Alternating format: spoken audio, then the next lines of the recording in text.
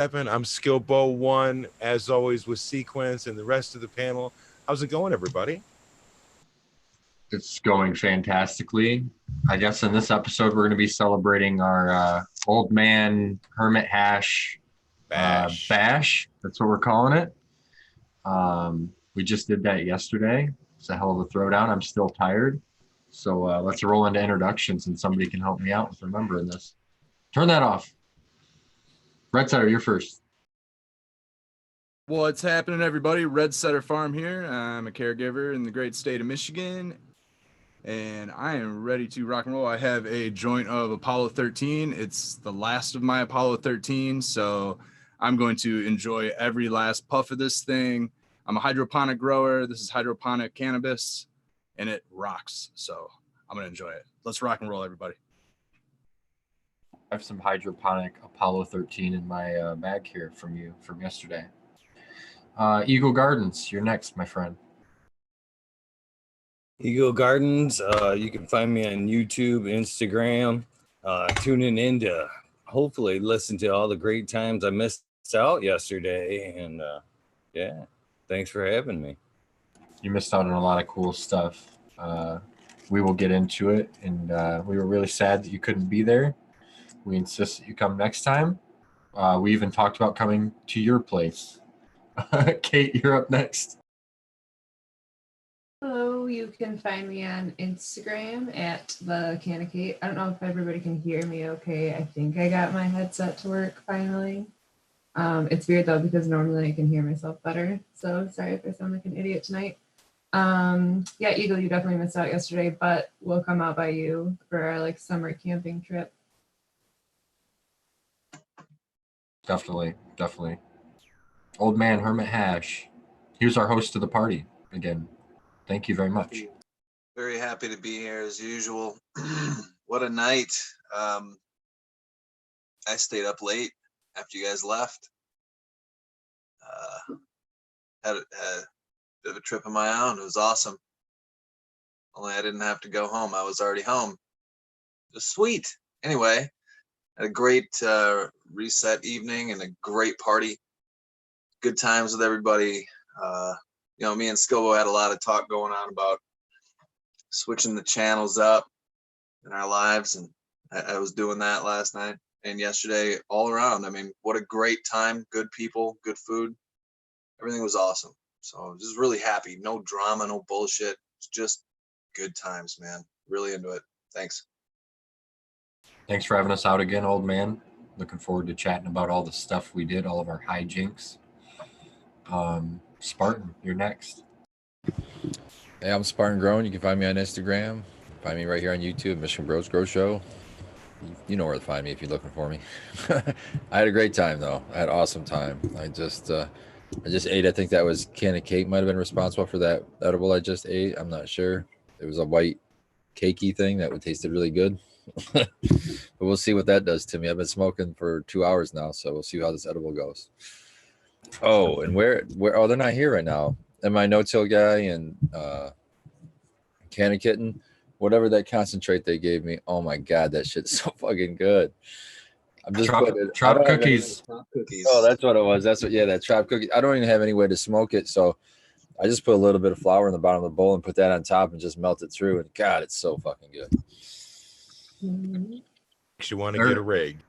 Let's say they're in the chat, so Canna Kitten, if you guys want to join us, you're welcome to pop in here. I can send you the digits. There it is. Abolished Farms, you guys are up. Abolished Farms. If it's a platform, you can find me there. What's going on in chat? What's going on panel? Yeah, I promise we'll have the video footage up sometime this week. It's probably going to be a couple different things because I got to tell you, beyond just the hanging out and the cool little stuff, we've got some amazing bud porn. It's worthy of its own video. Red brought out the smorgasbord yesterday and showed off. It was great.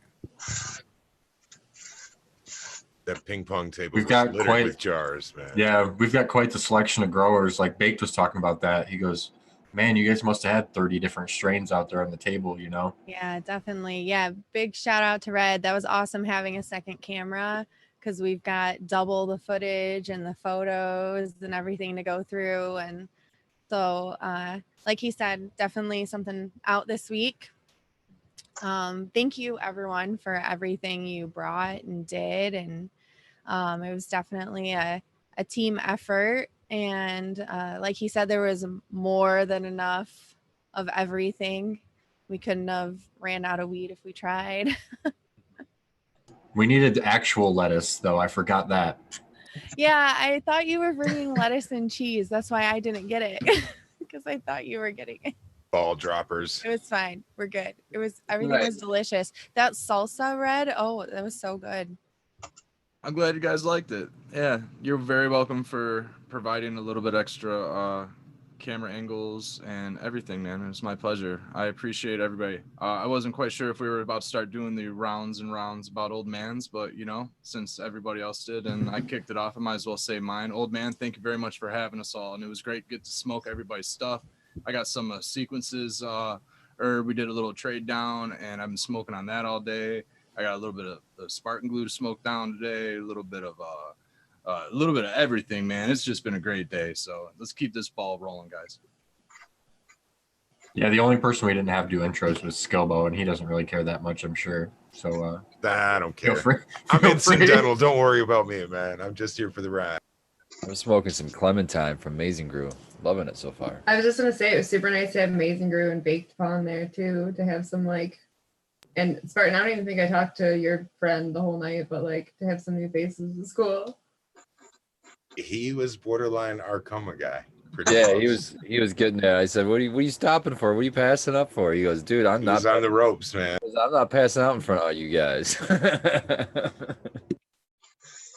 It's not a good spot to pass out. We turn you into a pillow around here. We should have kept that shit in house. We should have never told that story. Now we got people that are weary of it. Like, not me. They know the aftermath of what happens when you become Coma Guy. The memes that become generated. It's totally worth it. You get a merch, or you get something on the merch store. You know. Next pillow with the guy's face on it. That would be totally boss. That was awesome with that fucking e-nail there. I mean, when I saw the fucking beauty and convenience of a fucking e-nail ready to go anytime you want to dab, just fucking step up. That was fucking amazing to me. We had 2 of them. Yeah, that was awesome to hit all the different hashes and fucking sauces and all the fucking resins we had. It's fucking just nice. Like that stuff that I got from Matt, that was it sour garlic cookies. It was like, I know I've said it before, but it's like what the plant smells like. You know, you're at work, you sit there, you smell it all the day, and then to be able to like actually get that as a flavor is awesome. That's got to be the best way to concentrate on. I don't know how you can improve on that. Those are dabs, Spartan. you made it. Welcome. We're all talking about doing dabs and stuff, and you're like, I don't have a rig, and it's like, man, you got to get in on this. You're really missing out on something. I'm excited to try what I got from My No Till Guy and Kitten Kitten as well. It smells so good, man. Oh man. Thanks, guys. I really appreciate that. It is fucking good, man. I've been almost out of it already. I've been fucking smashing it all day. My dab rig's clean and ready and waiting, so saving it for the right time. Blue Nana. Oh man, where you at? That Blue Nana is fucking fire, dude. Right? Yeah, that's some good shit, man. It was that was the first pull from my outdoor, was that plant. And it had the strongest terps on it of any of the Blue Nanas I've grown. It was structurally nice. I loved it. It's really holds that blueberry and banana thing, really well. It was a real strong banana too. It wasn't this faint bullshit in the background. That's banana. So yeah, that's the strongest banana I've ever smoked. Dude, that was our second one. Is we had the Blue Nana. We started off with some abolished OG when I rolled up, and then we got into the Blue Nana, and it was just like a roller coaster from there, man. I kind of lost track. Getty's Fields kept picking up more and more bodies on the floor. Little tinfoil thing. Good times. Old man, did you ever count how many we had in that tinfoil? I didn't, but I will. I will though. It's a pile, you know. It's quite the pile. It seemed like there's always at least 2 going around a circle. I don't think that ever really stopped. Right? The best is when, you know, someone's like, "Hey, whose is this?" And you're like, "That's mine." You know? Love that. Yeah, I think everybody man. got that. Everybody got that yesterday. It was great. Once again, Kate's went around for like 2 hours. It was still going. If you didn't get a chance to check out that quick IG video on that, definitely do that, where she shows you how she twists up the backwoods on the fly. Hey, what's up, guys? Hey, what up? How's everyone? Yeah. Doing good. This is Canna Kitten and MI Noto guy. They joined us for the party, so here they are joining us for the live. Perfect. We're all talking about your trop cookies and stuff, so might as well have you here. Awesome, thank you. How'd you guys like it? Crazy terps, man. Crazy terps. Just opening the jar, it's like it's just gassing out of there, man. So, It's one of my favorite flavors. It's really unique in its profile. It's notable. It's great. I love it. Really, Nice. I've been fucking enjoying it all day long. Like I was just raving about it for a while. I think I'm about at least over halfway gone. I mean, it's gonna be gone. Nice. It will be gone by the end of the night, I'm sure. There you go. And I don't I have feel a bad dinner for break. your friend. I feel like I gave him too many cookies at the beginning. Sorry Oh, about don't that. feel bad. Don't feel bad. He's he's not as seasoned as we are, I guess, but he knew his limit. He started passing. He's had a edible hangover all day long. I haven't even wanted to leave the house. I was freaking hungry all day. I woke up with the most terrible dry mouth, and the first thing I grabbed was a Monster. I'm like, "Yep, here we go." I've stayed out of them intentionally so I don't fuck this show up by getting too wrecked out on them. I don't know how you can just sit there and pound them, Spartan. Just, man, those cookies are woo. Fucking good, man. Come on. Oh, they're tasty like a pastry for sure, bro. But man, they will. You gotta. What else are you gonna eat, Scobo? Hey, I'll tell you what, tasty. I'm shouting out Canna Kate over there, killing me with those pies. That shit was so good, or whatever that was. Tiramisu. Tiramisu was the shit. Yeah. I have dabbled and gotten into that today. That was breakfast. I gotta admit. That lemon meringue was like eating a lemon cloud. It was fucking Yeah. amazing. I had that tiramisu before bed last night. It was really good. Told you that's how to do it, man. Get that right before bed. Hit that bake. Bam. Out. I was on the show before this one talking up the mushrooms. Knocked it out of Oh, the that's park. super cool. Yeah, it was fun to mix up. Like, it was funny because Baked and Sequence were at my house and we were talking. I was like, what should I make? And Baked was like, what about Rice Krispies? And I was like, immediately eye twitchy because I make so many of them for other stuff. So, like, it was super cool to be able to make shit that's like fun to make and actually interesting. And I had never made tiramisu before. So, like, that was cool to get to share with a bunch of people that have had it and liked it and said it was good. So I'm glad I got to bake a little bit. Yeah, I take like 15% credit for the idea. Yeah, I was just about to shout you out for that jerky, the mushroom jerky. I didn't get a chance to really try all the other stuff that has butter in it. So, I mean, that was one of the good medicated treats I got to try. I mean, you said they were lightly medicated. They were good. They were tasty. Definitely had a little beef jerky flavor to it. And Yeah, I have mushroom. a big ass bag of beef jerky that I fucking left on the counter. And then my dumbass thought that lemon meringue pie didn't have any, for whatever reason. Like, when I skimmed over the recipe, I was like, perfect. So I went and got that gluten-free crust. I was like, this would be something that everybody can eat. And then I was like reading through the recipe and got to butter and I was like, oh fuck, sorry, Red. Like, I thought that I had it, but I didn't. It's all good. Everything else was good. It was tasty. I didn't try that other salsa. I don't know why. I didn't try the medicated salsa. I should have. Oh, that was really good. Yeah, you should have had some of that. I should have. That's the other thing that I could have had. I was so busy breaking down joints. Red took like caviar met an unfortunate demise when we got home yesterday. It had like tilted up against the door. As soon as I opened the door to get the bag, it fell out and exploded on the driveway. I was like, no, oh, bro. What was it? Sad. What was it? Yeah, that cowboy caviar, that The salsa salsa, you guys are yeah. talking about. Yeah. Oh, oh My wife seen a picture of that and she was like, "Oh my God, somebody made cowboy caviar. How cool!" And I was like, "Yeah, it's totally medicated." She was like, "That's even cooler." I feel like I should have made a little bit that wasn't, so that some of the other people could have tried it. But I didn't realize. I didn't really think about it. I was like, everything's gonna be medicated. I'm just bringing it all medicated. I'm also gonna get fucked up. So There's snow outside for anyone that's interested. The thing is when you're smoking 20 joints to the face, you don't necessarily need medicated everything, right? I actually kind of wish I didn't like just put so much in. I kind of wish I would have like held back a little bit on how much I medicated because I fucked myself up even. So I don't know. I just felt like, oh, I'm out of it now. Like not all there near the end. Hush. See, that's why I bring my wife. She's my designated driver, so I can get all the fucked up I want to get. So that's the whole reason I'm showing up. I'm gonna get it fucked up. Old man and I have learned through the last two of these to pace ourselves. That you got to take this in waves. You can't just stay completely on the gas the whole time.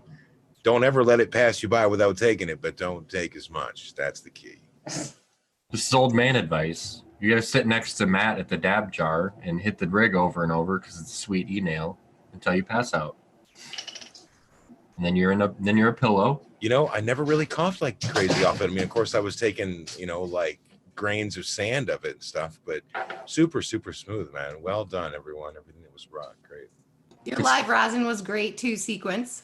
Thank you very much. That was my first time ever making hash or rosin. Well, I made flower rosin before and pressed some of Old Man's stuff, but that was my first time, my stuff. So it was really cool to be able to share that with people, and I was really excited about it. I knew it was quality stuff as a dabber, so I was very excited. Kate's got new headphones, so she forgets to mute her thing every time she turns her torch on.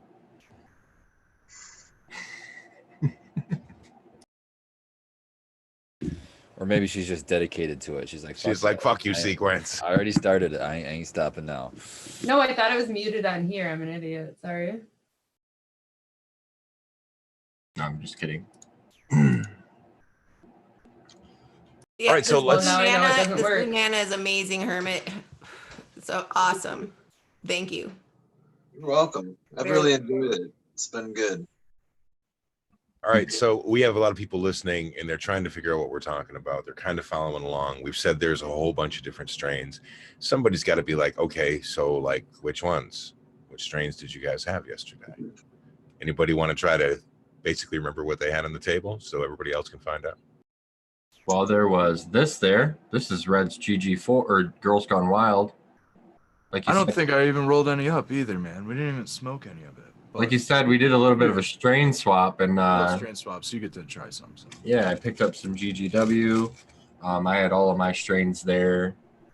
I mean, everybody did, so I guess everybody could name all the flower they had. But man, we had tons. I brought 6 strains, I think, plus maybe another 8 different concentrates with me and dates. I mean, I had mainly in-house genetic stuff, which is in a typical sense what I run. Garlicane, my usual pheno. I think the terpiest best run of it so far. It's really nice. And I had some Dolato, which while it's a little larfy is really nice. I think for hashing probably. I had some Blue Nana out, and we rocked out some Grand Champagne, which turned out, I don't know, I'm really, really happy with one of them, although I don't have a whole lot of it because I just grew a little teeny plant. But that's pretty much what I had on the table, I think. Well, we had that full melt too on the other rig out in the shop itself. The secret rig.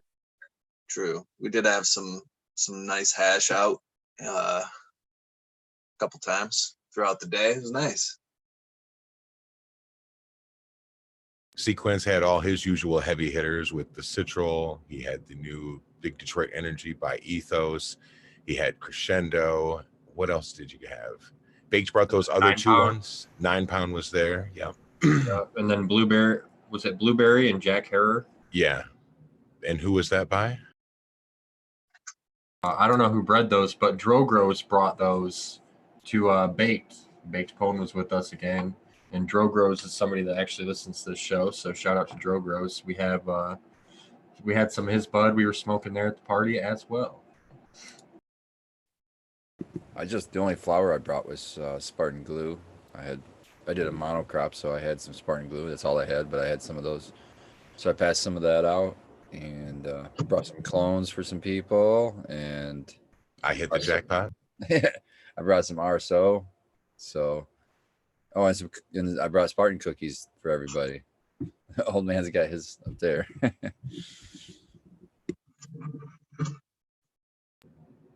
Let's see what else. Is that what that is? Yeah. Kate had the Durban. Abolished had the Babel with the Abolished OG. What else did you have over there? We actually had one nice like primo bud of like all the strains. There was OG on there, there was Babel, there was a Grand Champagne, there was a Citro Glue. I think people, and I left them out there, for us to roll up, but they look so pretty and like in their little display thing. I don't think anybody wanted to touch them, but we did get to try the OG and the Babel. What was the trim job? Oh, that's what it was. Remember Can of Kitten with yours? We were out in the shop and you busted out the jar. I think that was our Tropicana cookies, the regular Tropicana cookies. That my fingers were super sticky after I rolled a bunch of those joints. I love that taste though. Even though I don't like the high off of it as much, it's not my thing. The taste of the Tropicana cookies is incredible. I was able to trade that for some citral glue, which I'll be breaking into tonight, like probably in the next 5 minutes here too. So I'm very excited about that. Actually, of all the buds we had at the party, yours was the one I decided to roll first. Which is Trop cookies. So we are in the same line of thought there. Nice. Skibble, did you grab a couple of those roseberry buds? I did. I grabbed one and I gave it to my daughter today and she was super excited. And I do have to report as well that she wanted me to ask Abolished and Miss C about the moisturizer because she tried it today on her stomach and she said that it actually worked. So she wants to be able to get some more of that for sure. So nice job, guys. Thanks for That's such awesome news, man. Awesome. Oh, hell yeah. Tell her to hit me up. Or hit us up. Speaking of a little like the roll-on thing that you gave was awesome, Skilbo. My cat wants to attack me though, like legitimately when I put it on, there's something in it that like sets him off and he's like, he rubs all over the couch and then like wants to like attack my hand. So I gotta be careful. There is no catnip in it, but that's interesting. I've not had that reported back, but man, she used it when we got back yesterday because her hand was hurt and she's like, wow, my hand actually feels better. And then all of a sudden the cat jumped on her and tried to bite her. I was like, that's awesome. I'm like, oh, it's like a double-edged sword here. Suddenly worse. I should start selling them with a free complimentary cat attack suit. I love it, man. The second you gave me that thing yesterday, I immediately rolled it on my wrist because it was killing me from shoveling snow. Oh, it was killing me. I needed it so bad, and I didn't. Old man showing off the old. I did have it in my bag, but I just didn't use it. But the one you gave me, I wanted to try out immediately, and you know what? It was really nice. It worked. I've been putting it on my neck almost every night. Love it. Works great. From craning your neck up, looking at those gigantic ass buds over at Mid and Canico all day, bro. Yeah. Leaf stripping all day long, man. I like rolling that stuff on my forehead, man. You know, when you do that leaf stripping like that, it almost looks like the old Donkey Kong dance thing from the top, when he's doing it. I like what Red said. Go back to that. If you put it on your head, have you tried that yet? Put it across your head. Dude, that was migraine, the one thing that kind of put a damper on my day yesterday is I had a really bad migraine most of the day and I was using that stuff throughout and it did definitely help take the edge off for sure. Yeah. Your forehead's got a higher absorption rate than the rest of your body as well. Just don't go to Can of Kitten's house and get scratched in the face. What about me? No. I've got like a 7 head, not a 4 head. So mine goes all the way back to my scalp.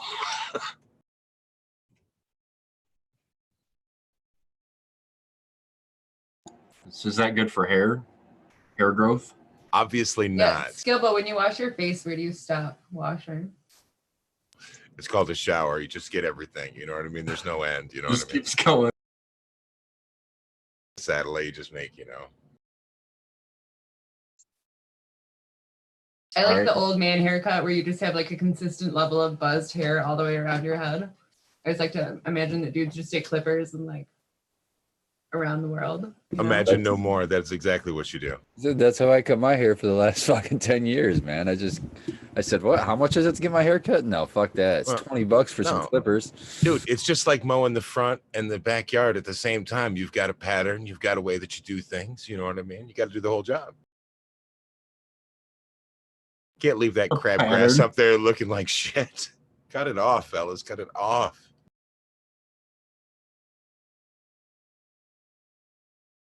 I'm so glad that nobody on here has a fucking comb over. Not yet. You haven't seen me without a hat, man. Everybody wears hats. We don't really know. It could be You under haven't seen there. my hair. I've seen your hair, Red. You have like long flowing hair. You give old man a run for his money on his hair. I imagine like a 1982 perm. You know, like the kind of frizzed out perm underneath that when he takes it off. Some Jerry curl. I was gonna say red Jerry curl. Richard Simmons. You look like Richard Simmons when you take your beanie off. When I met old man, I was like, oh, the dude's wearing like the same kind of hairstyle that I used to wear, because at the time he was wearing a different hairstyle. And I was like, oh, I used to wear my hair like that. I'm gonna talk to this cat. He must be a pretty cool dude. And he was a pretty cool dude. And yeah, and I ended up donating that hair, and I just grow my hair long and then donate it. But I'm getting married, so I might not be able to grow it long enough this time to donate before I got to cut it and chop it off. But yeah, it's tucked up under here. It's not that long. Not as long as it used to be. It's the Ragnar Lothbrok look, I believe that's what it's called. Ragnaroth. Go with the old man bringing in the Norse legends and shit. Well, I think I had long hair, but it was just like a mohawk type of long hair thing that I just pulled back or something. But see, a hairstyle can change your life. That's the story that just happened. You know, I had cool hair and Red talked to me, and now all of this has happened. Yeah, yeah. Because we were like, DJ Short was like, are you guys gonna go hang out at this bar? And we looked at each other and we were like, yeah, let's go hang out with DJ Short at this bar. And we did that. And then a lot of cool stuff inspired since then. So it's pretty cool. Way to not look like creeps, the both of you. We were invited. Well, and I got a haircut since then. Both of, like, so it's cool. Way better looking now, I think. Dude, you were our pinup dude back in 2019, our GQ guy, man. The cover, the show. It's true. But beauty is just skin deep. It's really about what's on the inside. Did you see him look off into the distance after that? He got wistful. It's really about what was on the inside, he says. He got the best royalties from our original calendar run, which is very limited. If you have those, put those on eBay.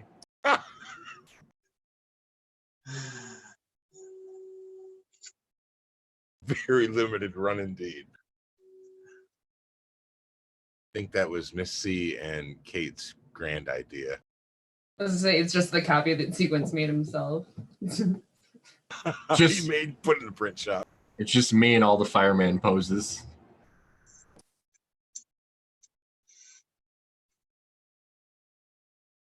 What are fireman poses? What are we talking about? I don't know what you're talking about.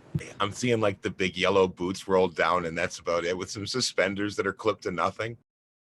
He's angling towards the holding the hose pose. That's what he's angling at. We know that. It's Sequence. I'm pretty sure you can get whole decks of cards like this, so there's not one pose. I'm gonna have to pick those up. You mean you're just sure? You didn't? Why'd you even say pretty sure? Like you didn't know? You're right. Maybe that'll be the next thing on the merch store. We'll do a card deck. It's gonna be me and old man, 52 cards. You're the Joker. All couple shots. Who do we have that has garden updates? I haven't done anything since I chopped everything down. I can do one. I inherited some really kick-ass clones yesterday. I ended up with 2 Spartan glue, a blueberry quintessa, shout out, thank you, Spartan and Eagle. And I also ended up with some Average Joe genetics, Northern Lights 5 crossed with headband, which some quick Googling showed me I can't find any information on, but those are both fire strains and have been medicine in the past for me. So I'm definitely looking forward to growing those out. Thank you. Yeah, that strain name is Headlights too. That was what they call that one, which is a pretty cool name. Yeah.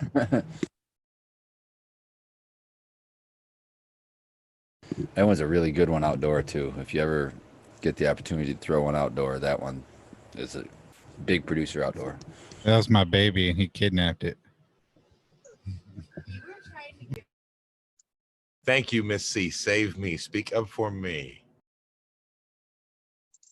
No, he totally was like, he was like, oh, that's not mine. I didn't ask for anything. And I'm like, no, it has an AB on it. It's an That's gotta be AB, for yep. you. Skilbo rescued it, See? gave it a home. Yeah, that was a late. Sorry, late yeah, that was a late edition. I was like, oh, I'm gonna write abolish on this because I know I'm gonna forget who it goes to. So I just wrote AB for myself, and then I went and forgot. So my bad. That's my bad. But hey, this turns out even better. Now Skilbo gets to crack at the cat piss. Dude, I used to have one. Yeah, the cat piss is my way, man. And then, you know, Sequence has ex-girlfriends. That's a Turk profile he's very familiar with as well. But for sure. Look at him over there shaking his head. Ex-girlfriends or Turk profile I'm familiar with.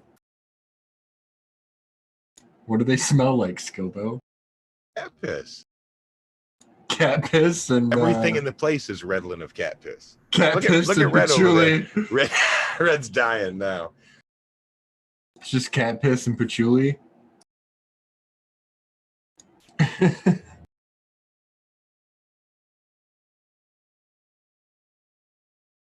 Come on, somebody save us. Who else has got a garden update? We got to. Dude, I was gonna try to give you a garden update. I'm dying off of that analogy because Ed too is acquainted with the cat piss terps. It's a throwback to a really old podcast of ours that nobody that's watching this has seen. I made a joke that I can't even reference now, but Skilbo remembered it. Dude, there's a trove of old shit that never made it to YouTube that is only on the podcast. There's a lot of stuff out there. We've talked a lot of shit and had a lot of laughs along the way. I want to say thanks to Spartan Grown for the very excited about the Gorilla Glue number 4. So I'm very, very excited. Thank you so much. I really appreciate it. Those are in a tent right now. All waiting to get planted. So just make sure you support that one because she likes to have, you know, she likes to build bigger flowers than she can support, and they'll be bendy and like an octopus on you. So yeah, I've heard that. Yeah, so if you get her in a net or at least stake, you're gonna want to. Cool. We just threw our big tent in the flower Friday too. So we got Chem de la Chem, Rainbow Flame, and a couple of Tropicana cookies that we threw in there to fill in some spots. All going into flower right now. And I had originally planted 5 Banana Joes. 2 came up out of that. So I tried planting more and all 5 of those came out. So I have 7. I can probably maybe max plant 5 of those into my big 100-gallon pot to look for males. So unfortunately 2 of them will have to get composted. They're getting cold. They'll unfortunately never know what their true potential will be, sadly, whether they were males or females. But yeah, so those are our garden updates. Why don't you tell us what you did to them, kitten? What did I do to them? Well, what did I do to the mother? Or I'm too stoned to remember what I did. When you removed it? What? Removed what? Oh, when you were cutting the mother when you were cleaning her up, I guess? Oh, yeah. I just kind of was like pissed off at the purple mom. And I'm like, you fucking suck. You didn't give me purple rosin. I hate you. So I took out some anger on the purple Tropicana mom and cut her down pretty. I mean, she's getting cut out, honestly. So I tortured she her a left like little. 4 branches on it, like little tiny ones. That's what you mean. So, Yeah, sorry if I'm yesterday- talking about something totally different. No, yesterday you said I bent this branch and then just looked at Oh. Matt and he gave me this face and you were like, I hate this, Mom. I did actually break off a branch. I wasn't meaning to be this torturous to her, but yeah, just kind of like cracked off, peeled off the, you know, the main stalk there. I'm like, well, yeah, you're gonna die anyway. So I got a little evil with her. I was pissed. No purple rosin. Such a bummer. Jack, I tried to get Lady to come up here for a doggo update. She's just still a big bitch. She'll make her way in. She always does. Looks like Abolish has got a video. Live update from Abolished Yeah. Farms.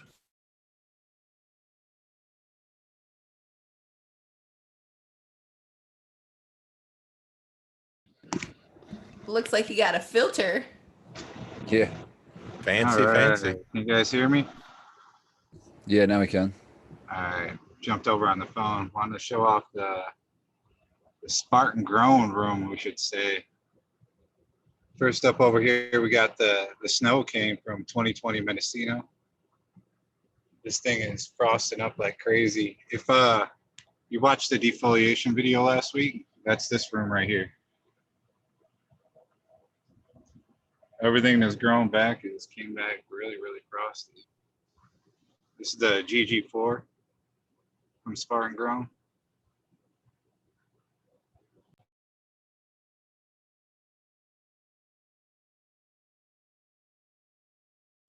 Now we lost him.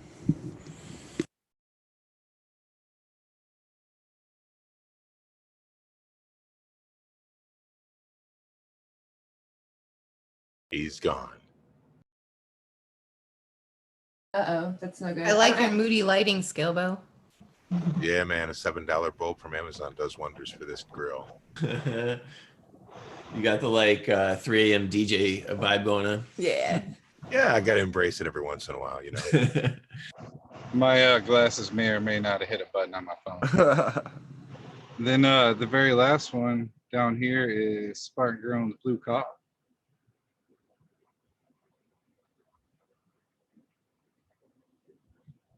Yeah, those all buds done feeling in, those buds feeling like big columns too on those blue cough. So that should be a nice yield over there. she really got pushed out of the way by the GG4. Like that, the GG4 is the center pot down there, and she's like pushed the blue cough all the way up against the sides there. It's really Yeah, good, bro. Those GG4s just spread out is good. They'll take as much space as you'll give them, and they want to flop all over the place. And Mine's still stretching and throwing buds already, but like just overnight it grew like 2 inches. It's like, God damn. And I'm on starting week 4 of flower. yeah, You we got another custom 3-4 more pots days. down there. Was that Shut AB? up. We didn't catch that. What was I that? was saying, I was showing the custom easy swap pots down there. The size on those that are customs. These are 15 gallons. Nice. 7 is the typical top right now. Oh, that's cool. That's really good because then you can really utilize being able to generate the soil and let the life, build up in there and stuff. When they're larger like that, it's easier. Yeah, after what I've learned from the first build with the bigger beds and then this one, I'm completely convinced now that I'm just going to go ahead and start converting my bigger room into a system like this too. I'm just gonna have to spend the money. Probably end up having to do the pond liner tech that shout out to Tribal Gardens. He's already doing in his garden. I'm just blown away by it. Super jealous. Yeah, I need to get that going. It's not that expensive, really, when you really get Yeah. down to the build out. Hey, so It's really just been me having the balls to do it. Pulling the So- trigger. speaking of easy swap pots, I have some that I've transplanted out of. Excuse me. By the way, awesome. I was able to open them up, transplant out. No root damage. Everything. Roots look great. I loved it. I want to clean them up. it's wintertime. All my hoses, all my outdoor stuff is shut down. Obviously, got 8 inches of snow, foot of snow. What do you guys think is the best way to go about cleaning these? Should I just use some like soap and water in a tote and just like hand wash them? Should I take them to the laundromat, run them through if you listen to our, you can either reach out to him, or I can shamelessly plug an older episode that we did with him, which is that he uses a tote, and you have to listen to the podcast with him to find out the rest. But sounds he good. does I'll have a way to do it. I'll reach out to him. I was wondering another brainstorming option, but yeah, I was thinking about spraying them out. I was like, I don't really have my hoses hooked up, but yeah, thinking about using a tote with some soap and water.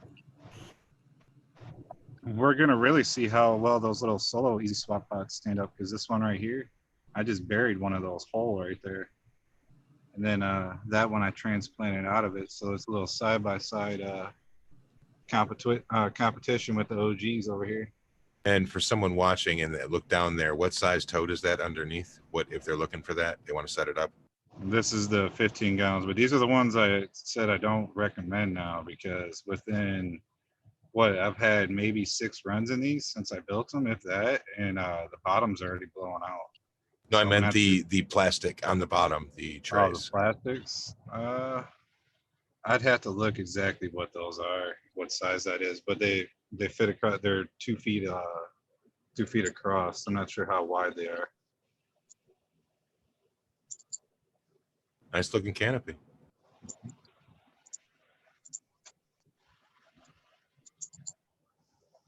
Thank you, thank you. This one's the sour melon from Mantis Genetics.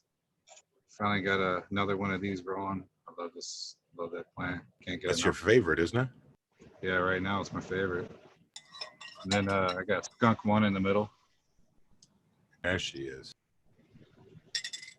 And then like I showed you guys a minute ago, the OG. I think these are getting ready to hit maybe 18 days or something like that. Got to get in here and clean these up here soon. I don't want to wait as long as I did in the other tent. Strip them down completely. It just works out better in these tight confined areas, especially in the straw. But yeah, water only in the frugal way. That's my update. And what time can they catch the Frugal show? We're hoping to release on Saturday nights at 8 p.m.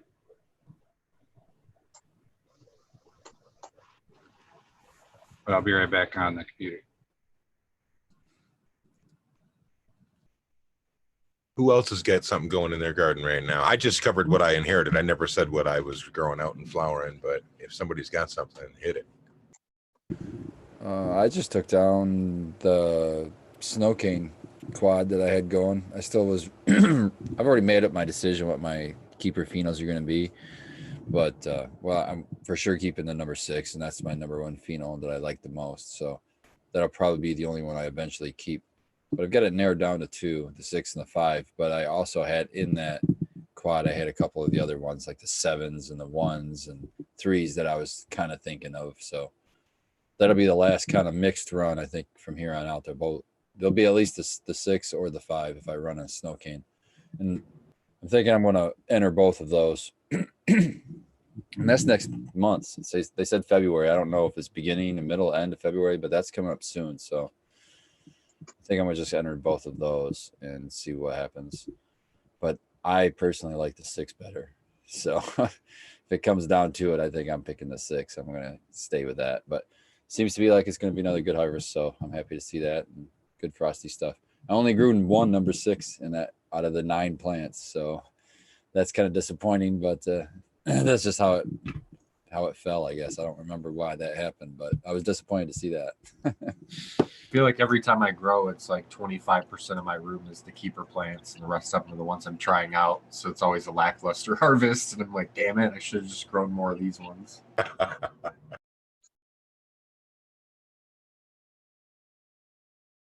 Oh, I did pop new genetics. I put down Morningstar Seed Company. Shout out to them. They sent me some.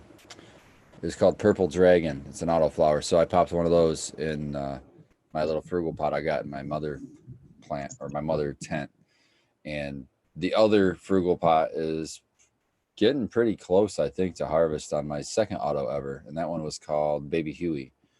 So I don't know. We'll see. I'll start scoping it and seeing how far along we are, but it's getting pretty close to harvest, I think. And I don't know. Did you get any males with that Baby Huey? Because I know that was advertised as having the ability to throw some.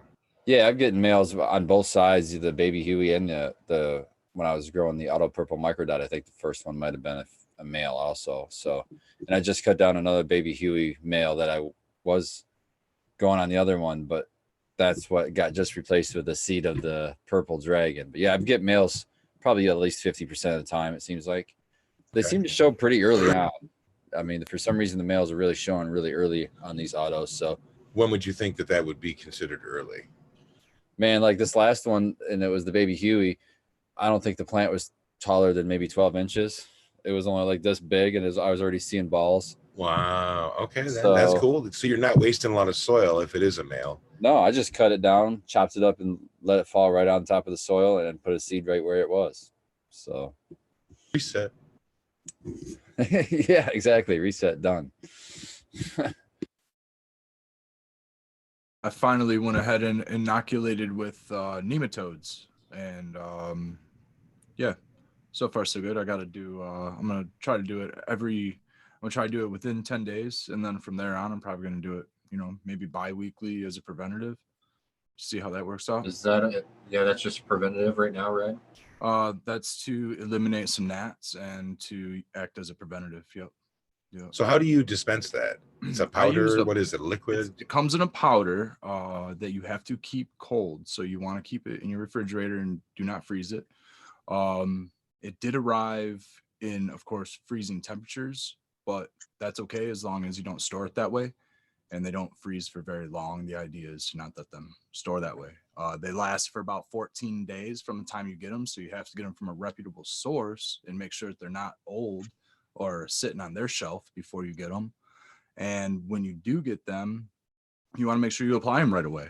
And what you do is you get them and they're good for 2 weeks. So you want to apply them twice within maybe a week.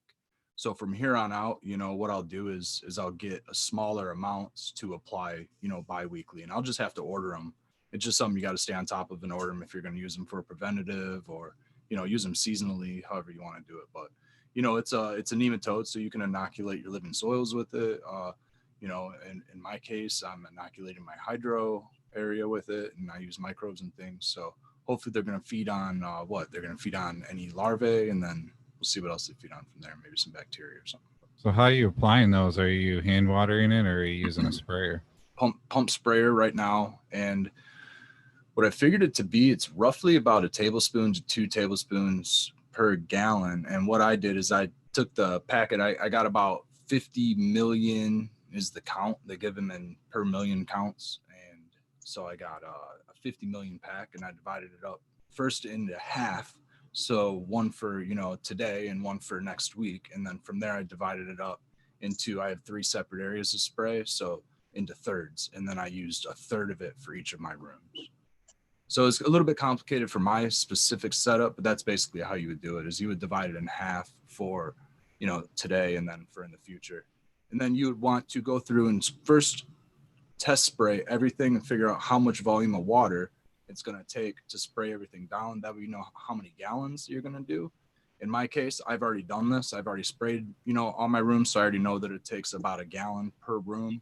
So that's what I did. And so I divided it up 1 gallon per room to spray it. And I just eliminated it all into there, eliminated from the pump sprayer into my pots, just all of it, just right into it. And then what I'm going to do is I'm going to use up all my nematodes.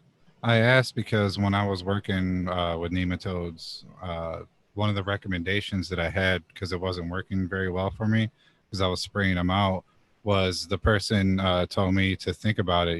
These are living creatures, and what you're spraying them out, is that a big enough hole for them to get out? Or are you shredding them up? Or are you stressing them out, throwing them in there, and they're just not at their peak activity?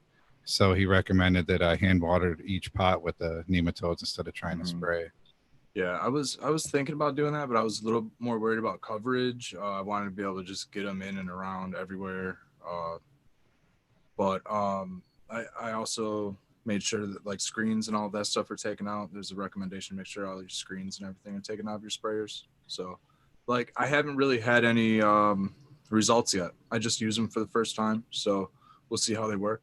I'm going into, probably 6 days. So I'm going to wait a couple more days and then go back at it again this week, and we'll see how everything works out. So Do you use those yellow cards? yeah, to catch any adults, make sure that they don't continue breeding and laying eggs or anything. Yeah. Do you do that to kind of count like how many you get in a day, maybe, on a card to give you an idea if it's working or not? Yeah, but I mean, for right now, I mean, they're all the adults are, the nematodes aren't eating the adults. They're not big enough. So whatever adults are there, they're there. I mean, I'm not really going to know results for at least a couple weeks. Yeah, but their life cycle's not that long, is it? Well, it depends on what it's for. I mean, there may or may not be root aphids. There may not be another type of gnat. I haven't really figured. There's definitely fungus gnats, but there's another type of gnat that I don't think it's a root aphid, but it may or may not be a different type of gnat. So we're gonna have to figure out. It's like a smaller gnat, little round bodied little sucker. Haven't really seen tailpipes sticking out of it. So we'll see what it is. I'm not really sure what it is. So good luck, man. Time. Yep. That's a good time to plug your microscope thing that hooks to your phone sequence for identification. I don't really know how to plug it since I don't have a brand, but if you just search Detect. USB microscope and look for the one that Kate's holding up right there, that's the one that I use, and it works really good for bug identification, trichome maturity, get sweet pictures like Eagle's background, which I don't think you can actually see on the YouTube. But it's really useful for a lot of grow things, and they're about $20. So Is that a Dino Light or is that something different? no, it's a lot cheaper than Dino Light. So there's one like for $100 a Dino Light that we can plug in, but if it plugs into your phone, that's pretty cool. Yeah, Dino Light's like the brand to buy, I think, but that's a much cheaper version, probably much lower quality, but I haven't experienced it breaking yet. Dynolite has like a bunch of models. They have like some like lower end ones that aren't like HD, but even those are really good. Yeah, they for still $100. Yeah, they still take Yeah. a really good picture. But the like high end ones that are like a few $100 are amazing. It kind of is a pain in the ass though. So like if you could get one that's just a good quality and you can hook it to your phone, that's way more convenient because we have to plug ours into a laptop, which you're running around the road. Someone's holding the laptop and someone's holding the Dino Light, kind of weird. Yeah, all the cool trichome pictures I have are taken with that on live plants on my phone. So I didn't have to cut a bud off or anything like that, which is something that you have to do sometimes with some microscopes, different problems like that. So it's pretty nice. I can't complain about the quality. And even if I did break it, I could buy like 5 before I would have bought one Dynolite. So, that's kind of how I looked at that too. Well, and the average person is looking at these on their phone screen. People don't have this hooked up to a 70-inch screen. They may for the show here, but your typical pictures and stuff, you know what I mean? You don't need all that. But yeah, I don't know the difference in the camera sensors, but my app says that it takes the pictures in HD. So, I mean, there may be a big difference in the camera itself or the lens itself on the microscope, but The real raw data, yes. But like I said, as far as what you're viewing it under, not so much. I guess I should state that the other part of that is I went with the SF type of nematodes because there's a couple different type of predatory nematodes. And the FS treats not only gnats but also root aphids. So kind of and a couple of all kinds of other things look like caterpillars, some other things. I don't know, but yeah. all right, so we did have a question in the chat from Joe Carter. Says, for someone who is a newbie to growing, what are your suggestions for buying a living soil or non-living soil? Thank you for sharing all of this knowledge with us all.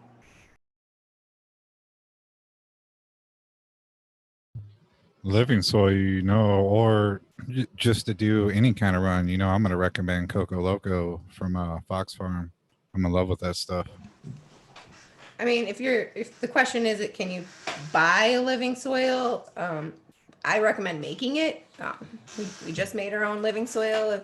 There are some people then in Michigan that make the living soil, but to fill a 4x4 bed, you're going to pay a lot of money. That's not cheap to buy living soil. It's a lot cheaper to buy the different ingredients and then build it up.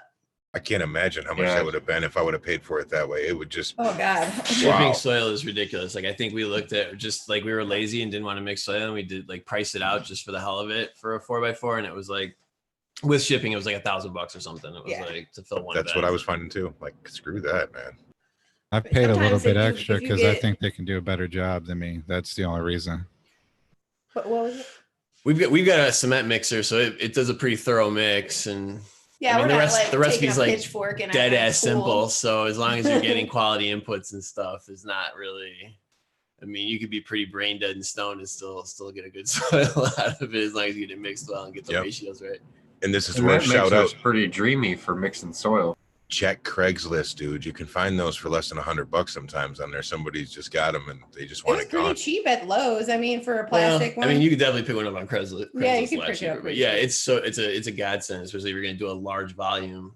we did our beds out. So we've used that sucker several times this year. And I mean, Yeah, we did we two. would have died just if we had to take a freaking tarp and a pool or whatever the hell, pitchfork. Two 4x4s, two. We're not 4x8s, and 18 100 anymore. No, hell no.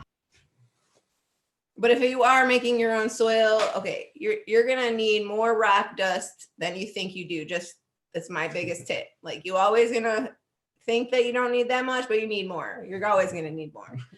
We always run out of rock dust because it's just so fine and powdery that. Well, it weighs Yeah, like yeah. a ton, literally, and so you buy like 100 pounds of it, and you're like, 100 pounds is gonna do us, right?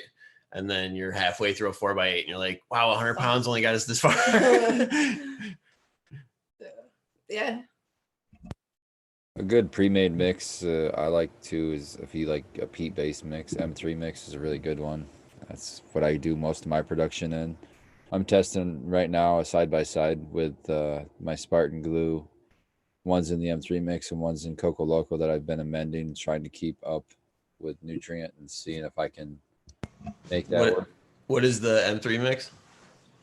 M3 mix is it's I don't know how else to explain it other than it's an amended peat super. It's just a peat, like a hydroponic mix, or it's a soil. It's a soil, but it's also got cocoa in it. It's got peat in it. It's got worm castings in it. It's got perlite, rice hulls.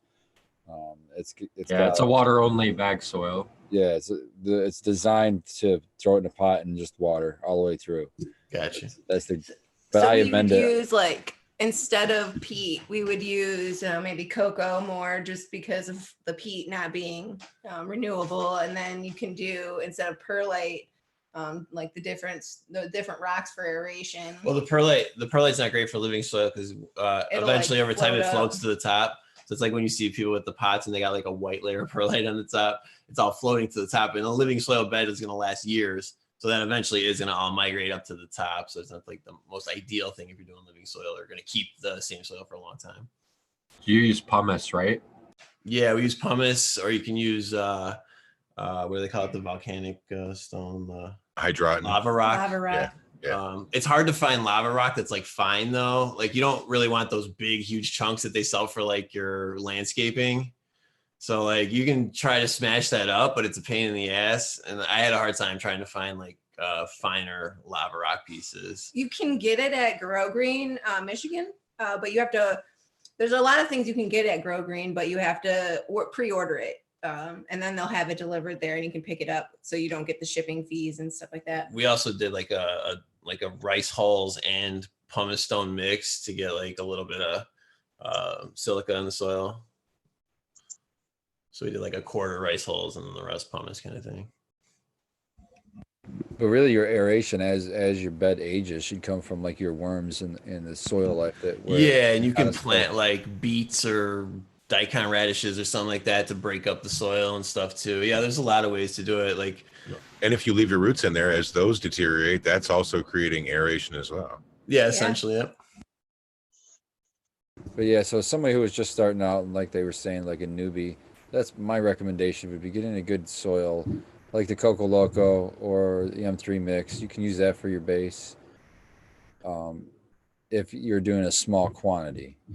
Now, as the quantity gets bigger, if you're looking like you're filling up beds, like the situation like what Noto guy here is taking, yeah, obviously Now it doesn't make economic sense to do that. Now it's better to spend some time to save yourself a lot of money and make your own soil. I mean, also it depends on where you're from. We're talking specifically if you live in Michigan, but if you live in Colorado, Build a Soil would be a great way, resource for you to use, because the shipping for you would be free. So, you have to think about things like that too. Where are you at? Because, or even within the state of Michigan, there might be a nursery near you. Michigan Roots, if you're in the Newaygo area, they offer services where they make a soil. That would probably be a badass soil if you live in that area. So really, your location is going to be a big factor on which direction you want to go when building your soil. Adding it to that, I would say that you should visit the Build a Soil site anyway and use it kind of as a resource to see what products people are using in this kind of growing and kind of what they're going to cost, and then see if you can source them locally, or just read the articles and look at it, and you'll start to get a bigger picture of it, because there is a lot to cross over if you're going, as you had said, from Happy Frog to doing your own. But you have to have confidence in it. It's not rocket science. It's just a little bit of pre-planning and forethought and a lot of fucking elbow grease, man. So believe in yourself. You can do that. You'll probably need Build a Soil regardless. There's always like these amendments that are just hard to find locally that Build a Soil always inevitably has. Like for us, I think basalt or whatever it's called was something that we could not find anywhere stuff around here. No, that was we got from Grow Green. Their cover crop though is a great option. Yeah. If you even go on Amazon and start searching for it, you'll see that they sell it. I think it's got I'm gonna just guess it's got over 10 different things mixed into it, and it's not that expensive either. They really look at what they buy and where they're sourcing the materials from too, which I really respect a lot. Some of their things are listed as food grade. You're right.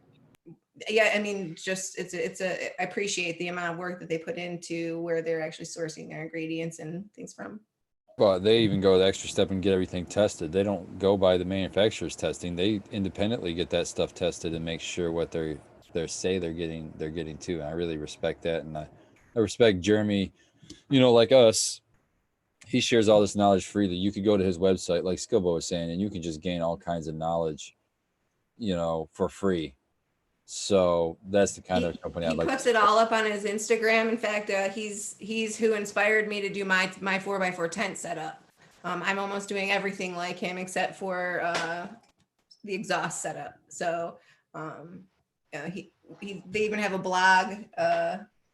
If anybody, I did put it in the chat just in case, but if you do want to build your own soil, look at the Coots recipe. You could just Google it. And like I said, the only thing we switched out was for instead of peat moss, we use cocoa, but that is the recipe that we added biochar too. And biochar too.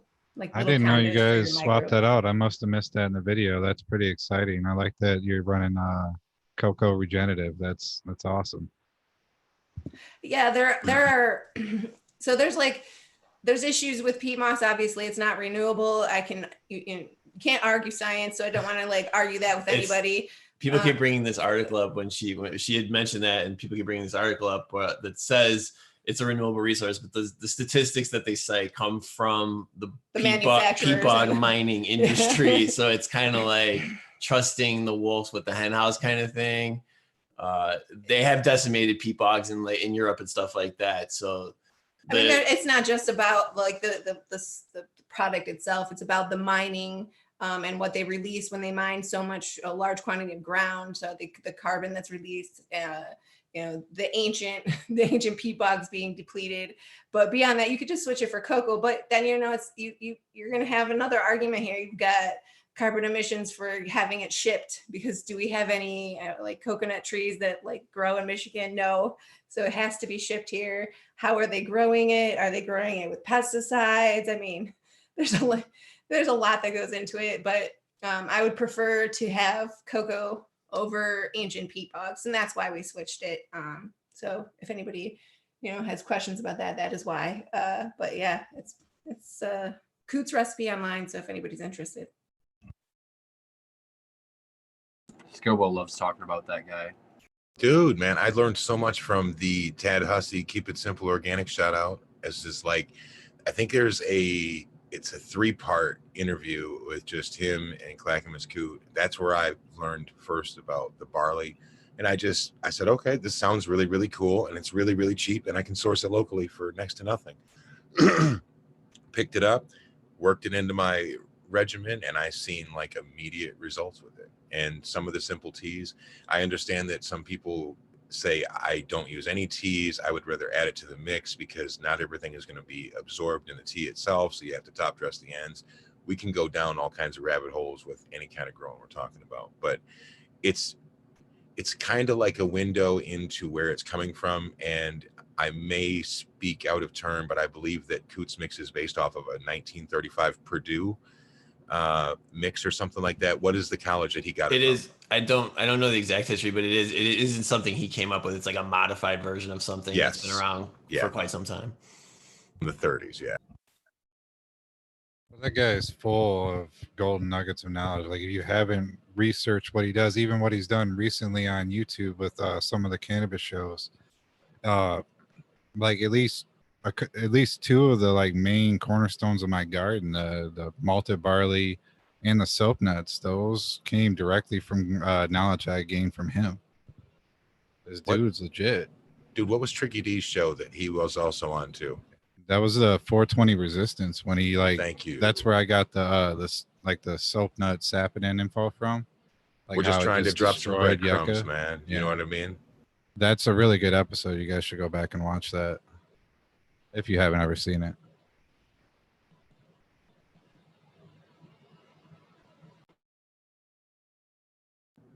And on that note, shifting gears, what do you got, Chad? Jack's talking about gnat solutions in chat.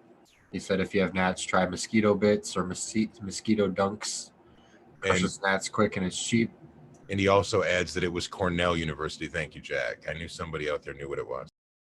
So yeah, Nematodes for gnats are amazing, and I was just gonna say that. So yeah, you want to use nematodes, and then why he's suggesting those mosquito dunks is that's a specific bacteria, I think it is. It's a Bacillus thuringiensis, and then I, which stands for Israeli or something like that.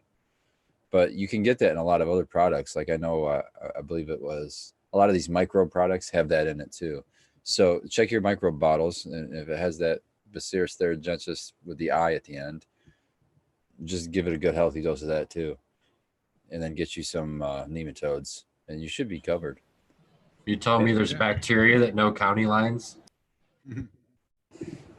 I don't know what the hell. It's on corn. It's on corn. I used to use that product. I actually have a couple old jars up in my cabinet. I'm worried at this point that corn may have been sprayed with something that might fail metal testing, but I haven't used it for those reasons. So I'm not sure. All right. I haven't researched who makes the corn though.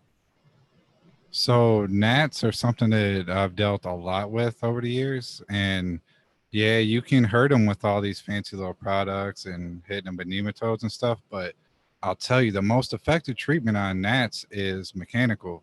If you're in a fabric pot, you lock down the top with sand or rice hulls, which is a natural gnat repellent, and you water from the bottom, and they'll be gone in a few weeks. Throw some sticky traps up there if you got like some strong adults that are hanging around or hanging in corners.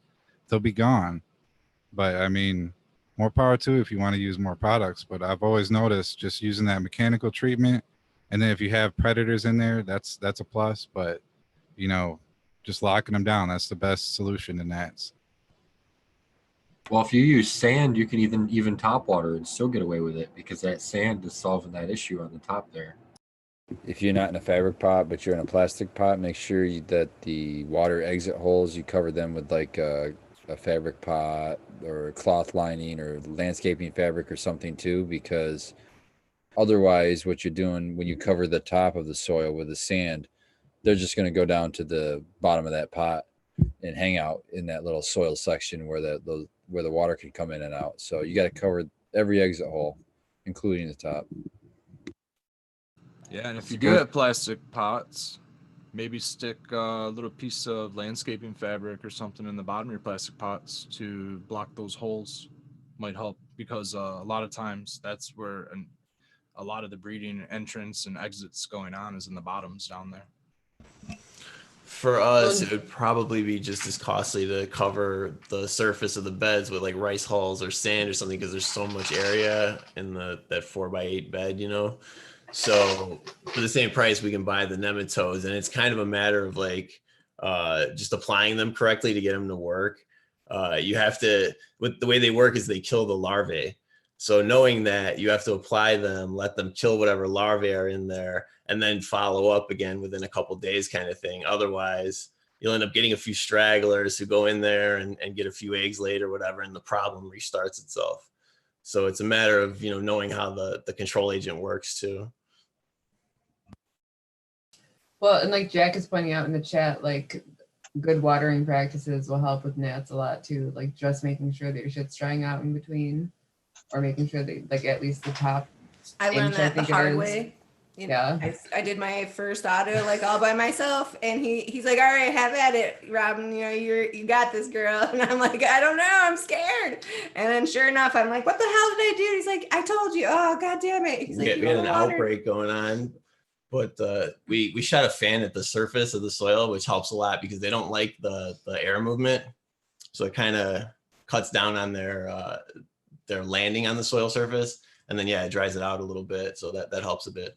Those blue mats spoiled me. So I learned the wrong way. I learned from blue mats instead of learning to water things properly first.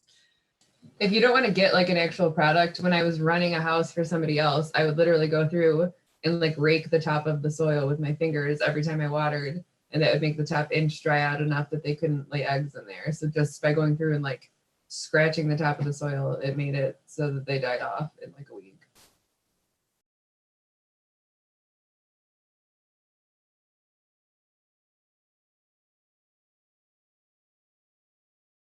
Somebody said DE in chat. I don't know if that does anything for them or not. Oh, that'll be a physical, it'll cut them up. But the thing is, when that stuff gets wet, it's not useful anymore. So in most situations, if you have fungus gnats, it's because you're in a wet situation. So throwing DE on there, probably not going to help you a whole lot. Yeah, I've seen adult fungus gnats dance in DE. Well, DE will work until it gets wet, like Spartan said, and then it turns into concrete. And for people listening that don't know what they're talking about diatomaceous earth. I got you. I would have said it wrong, so I appreciate you saying That's it. why everybody calls it DE. No, I didn't know exactly why. But I mean, it is useful. I mean, could be a source of, I believe, calcium. It's like a soil conditioner. It helps the soil retain more water. It's not like a terrible thing. It's just not super effective as what some people think, as far as deterring pests. I don't think. I tried the Natnix product, and that one didn't really do much for me. I did a good, probably 2-inch layer. Yeah, I don't know. That was a long time ago. I tried that. Didn't really do much. I mean, I bought I don't know how many pounds of rice hulls, an exorbitant amount for about $60 some some months ago, and topped quite a few 10-gallon pots with 2 inches at least on each one, right? Had a lot left over. That'll continue to break down and become silica later on if I reuse that soil, and I liked that. And I was hoping that it would kill off or be really effective versus some fungus gnats. It did help on, say, like 9 out of 10, right? But there was one here and there that the fungus gnats did not really die in. Couldn't figure it out what the difference was between all the rest of them versus those couple plants, right? So I think it was really helpful, but it was not a cure-all, obviously. So make sure when you have it in there, if you're doing any kind of top watering with those, is after the top water to check the sides, because they'll bunch up and then they'll create a direct pathway on the sides for the fungus gnats to get down into the pot.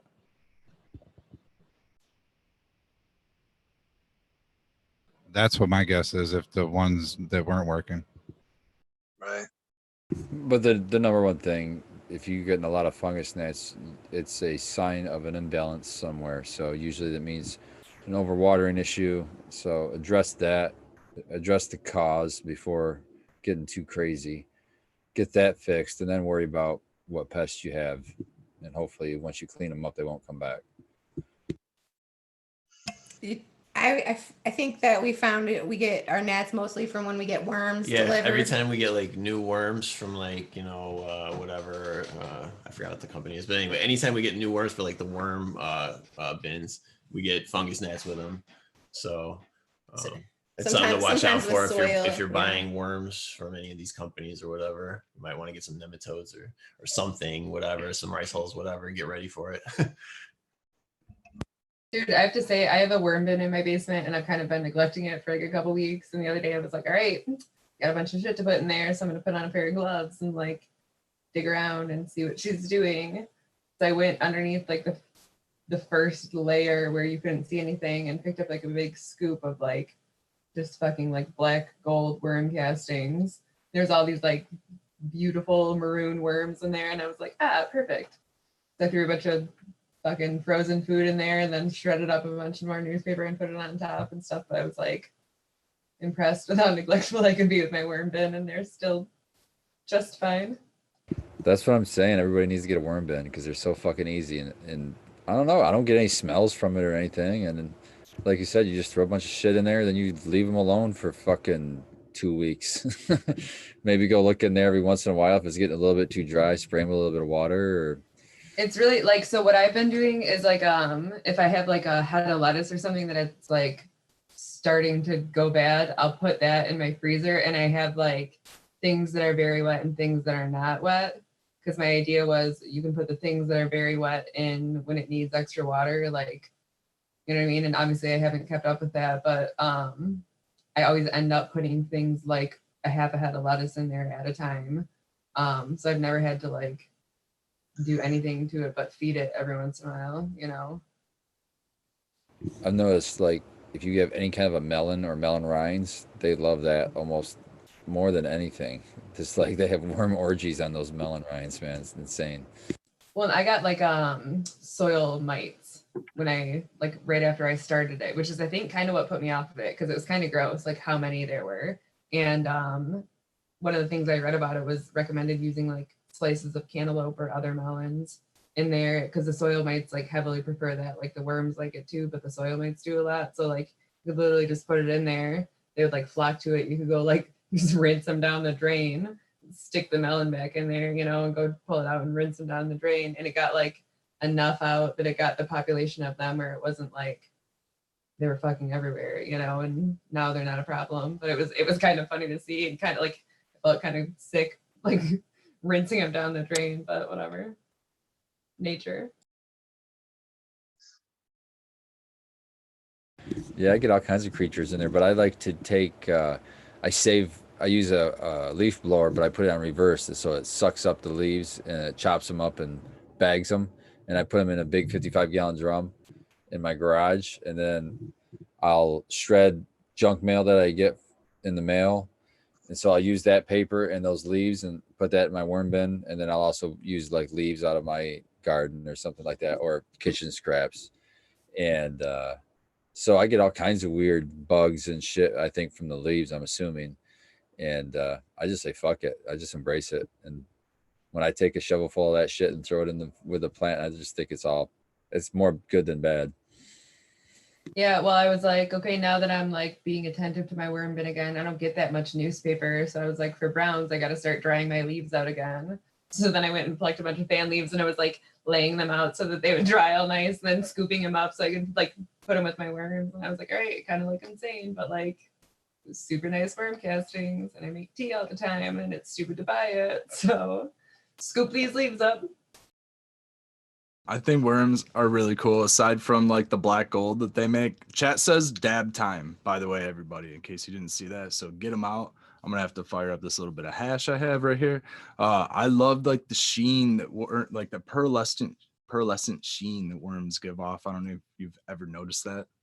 Maybe it's just certain species, but I like that. Like especially the night crawlers. I think that's urine, Red. What is that called? Urine? Is that like the slime that they? No, I think it's urine. Urine? Is that what the sheen is? That's gross. They're covered in urine. I'm pretty sure, dude. It's all urine. Like they just secrete it out their entire. tubular form. Interesting. Pearlescent urine. Very nice. Good to be a worm. Fancy. All you people into your worm bins. It's so gross to me, but I get it. Nature and shit, you know. I want to get a little heat in my shop. That way I can start a worm bin. I want one. Ooh. She runs away as soon as I open the worm bin. Like, I'll throw it in real quick. I don't want to touch food. it. I don't want to touch it. It gives me grossed out. I mean, I get it. I have to do it outside too. And speaking of worm bins, I don't think you have to wait till like warm, anything warm. Those suckers they'll survive outside. Yeah, because they can go deeper into the ground. Like they can't get too cold. Like you can make a nice warm little habitat outside for them. So some ladies I know are, I say ladies, I didn't mean to say just ladies do it, but some people I know just use like those little big Tupperware, like, you know, tote things, and they just shove it outside and have worm bin outside. They're not frozen in the frozen vegetables or anything. I would imagine my food they'll scraps freeze. and I stuff. mean, the tote would have to be really big or something. I don't know. They'll freeze. I'm assuming they're using those pretty big totes, and most of the people I know who are doing it outside, they're big piles. You know, they have big yards, so they could just put a big pile of dirt, and it's a big worm pile. Yeah, I've got a few outdoor compost piles, I'm sure, loaded with worms and probably warm enough in the middle during the day. Yeah, I could see that happening. Absolutely. They'll surprise you. Yeah, I'd like a nice little something to just toss my food scraps and a little newspaper every now and then, maybe in the garage or something. I was just gonna say, Red, you could do it in the garage. Like, it doesn't need to be super warm. Like, somewhere that's slightly insulated would probably work. And I literally, like, I don't have like a special worm bin or anything. I have like literally a fucking like a Rubbermaid tote, like a cheap one, that I drilled a bunch of holes in the top. And like, you'll know if you don't have enough holes because they try to climb out them, looking for air. And then you drill holes until they stop trying to climb out them, basically. And that's it. Like, they'll be like, you'll look up like, not recipes, instructions for how to make them online. And they'll like have a bunch of shit about like how to make holes to like drain off like the liquid and shit. Like, I've never had any of that, like any need for it, I guess. Just like one tub with holes in the top seems to be working just fine for me anyway. Yeah, right on. Yeah, I was thinking as simple as possible. Just something to compost food scraps and give me a little something for spring outdoor. I use like my outdoor is just like total polyculture, cannabis, food, you know, tons of radishes and, you know, whatever I got growing. It's a newer, I got old beds that, you know, I was really inexperienced with, you know, growing anything in the ground basically many years ago when I built my half of my garden, which is all like store-bought soil, and it's got some peat and it's got some other stuff in it, but it's I don't know. Over the last couple of years, I've just been loading it with organic matter, you know, leaf debris, grass debris, all that stuff.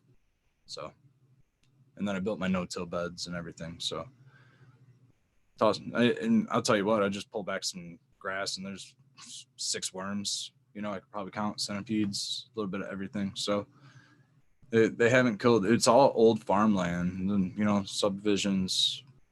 Not built in the 40s, you know, it was probably built in the 90s or maybe even later. So it was recent farmland, but surprisingly enough, there's a lot of little bit of soil diversity that has grown back. So, you know, I haven't let them spray my yards in the last 6 years, so doing pretty good. Just want to do a quick shout out to chat. They're asking tons of questions, talking about soil and soil mites and all kinds of stuff out there. So it's been pretty cool to see what chat is up to today. New names, and I presume that means new faces. So that's really cool to see as well. So thank you for joining us, guys. We appreciate you for being here. I don't know if we have any new questions in the chat that anyone has seen in a minute, but yeah, thanks again for joining us.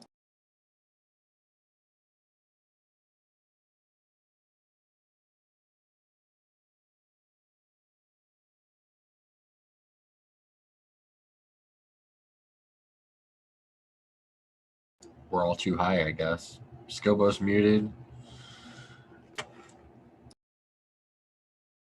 You know why it's got me? Because I'm high on, and I have the split screen going on where I have chat on the left and I have the Zoom on the right. So I'm like clicking away and chit-chatting and realizing, no, you're stupid. So I'm waiting on chat to come up with some kind of question or something. We have about a half hour left. Typical Sunday night, we're going to start in one place and we're going to meander our way around and talk about 50 different topics. Hopefully everybody kind of stays in the same conga line with us. And you know what I mean? It's a great way to chill out. Have a good Sunday night. So did we want to tease how you guys, are we getting close to dropping the Mitten Canico episode yet? I'm pretty confident in the version that I finished up today. I sent it to Matt to see what he thinks, and Sequence still needs to check out this last version of it. And after that, I think we're pretty much good to go. I'd like to drop it tomorrow, for a nighttime drop instead of the noon, so we all can have the live chat and all that good stuff. That'd be pretty sweet. That'd be cool. That'd be pretty sweet. Yeah, I'd like that. Yeah, hopefully it's something that Matt likes. That means that the audio quality will be pretty good and all of that stuff. From what I've seen of it, I was really impressed with it. I was surprised that it was trimmed down so much for as much footage as we had. So you guys must have tons of stuff that we can use for other things.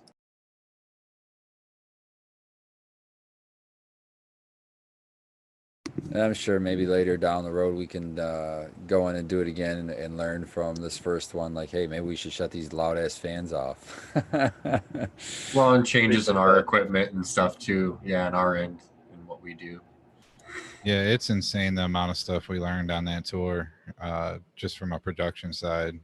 Well, it's the parallel really, because when we first talked to Matt for our podcast, we were just starting out and he was just starting out with the build out that they have right now. And it's kind of like when we touch base with them again, there's been growth on both ends. They've grown, they've had their ups and downs, and they're definitely on the up and up.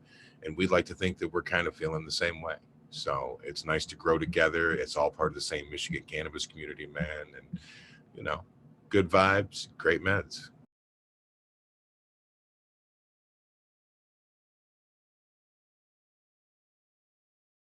Do you guys have any audio form podcasts or, the regular podcasts where you interviewing people? Any of those coming up?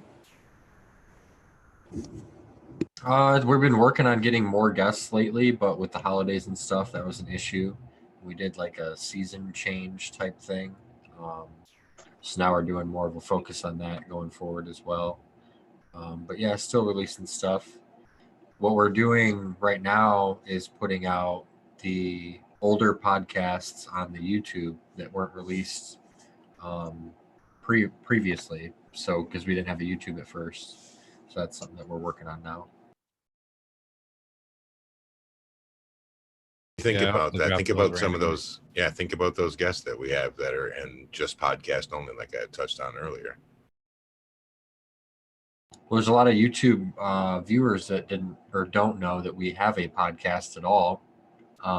That don't know that content exists. So it'd be cool to see that. And then video exists for most of those podcasts. So those are things that could be edited or whatever and put together.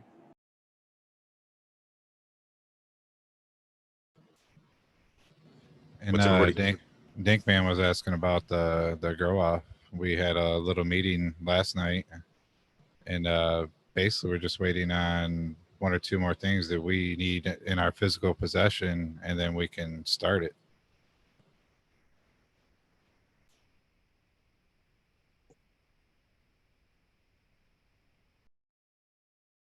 Trying to gauge the interest here. I'm looking at chat and seeing what they're talking about. Say, is there anything else we could or should tease with the grow off? I know that we had some questions about if we were going to allow out of state people to join. I believe anybody that can come to the finale should be able to join. What do you think, Abolish? What was that? I was reading chat. Dankman was asking if it's going to cost for shipping. That's going to be in the actual startup cost of it. And what was that sequence? I don't remember what I just asked you. He was asking who can out-of-state people do it, and he was saying that it's probably anybody that can come to like the finale. If that sounds right to you. Yeah, because the judging's in person, so you'd have to go from there. Yeah, I was gonna say there's a lot of details we haven't quite 100% hammered out and released yet, but the plan is to have a in-person judging. So anybody who is in the competition and would like to be considered for the grand prizes would need to be able to come to a Michigan location to do that.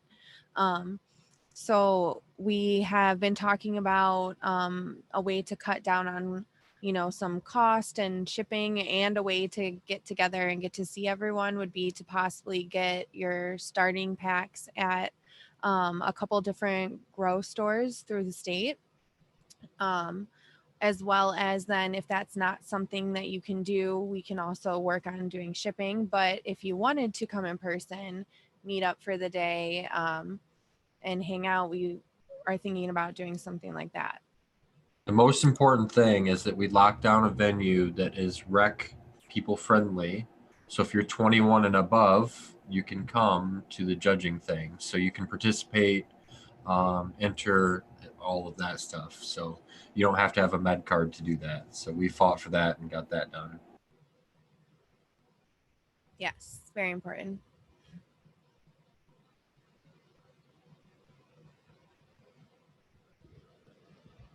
Again, the cross on that is Archives Pineapple Tie and 2020's Sour Strawberry. It sounds delicious. Yeah, we'll all finally get to hang out and smoke together, I can't wait to see some of these Groskies. Have we locked down a location yet? Because that sounds awesome. Yeah, the judging location's good to go. Nice, sweet.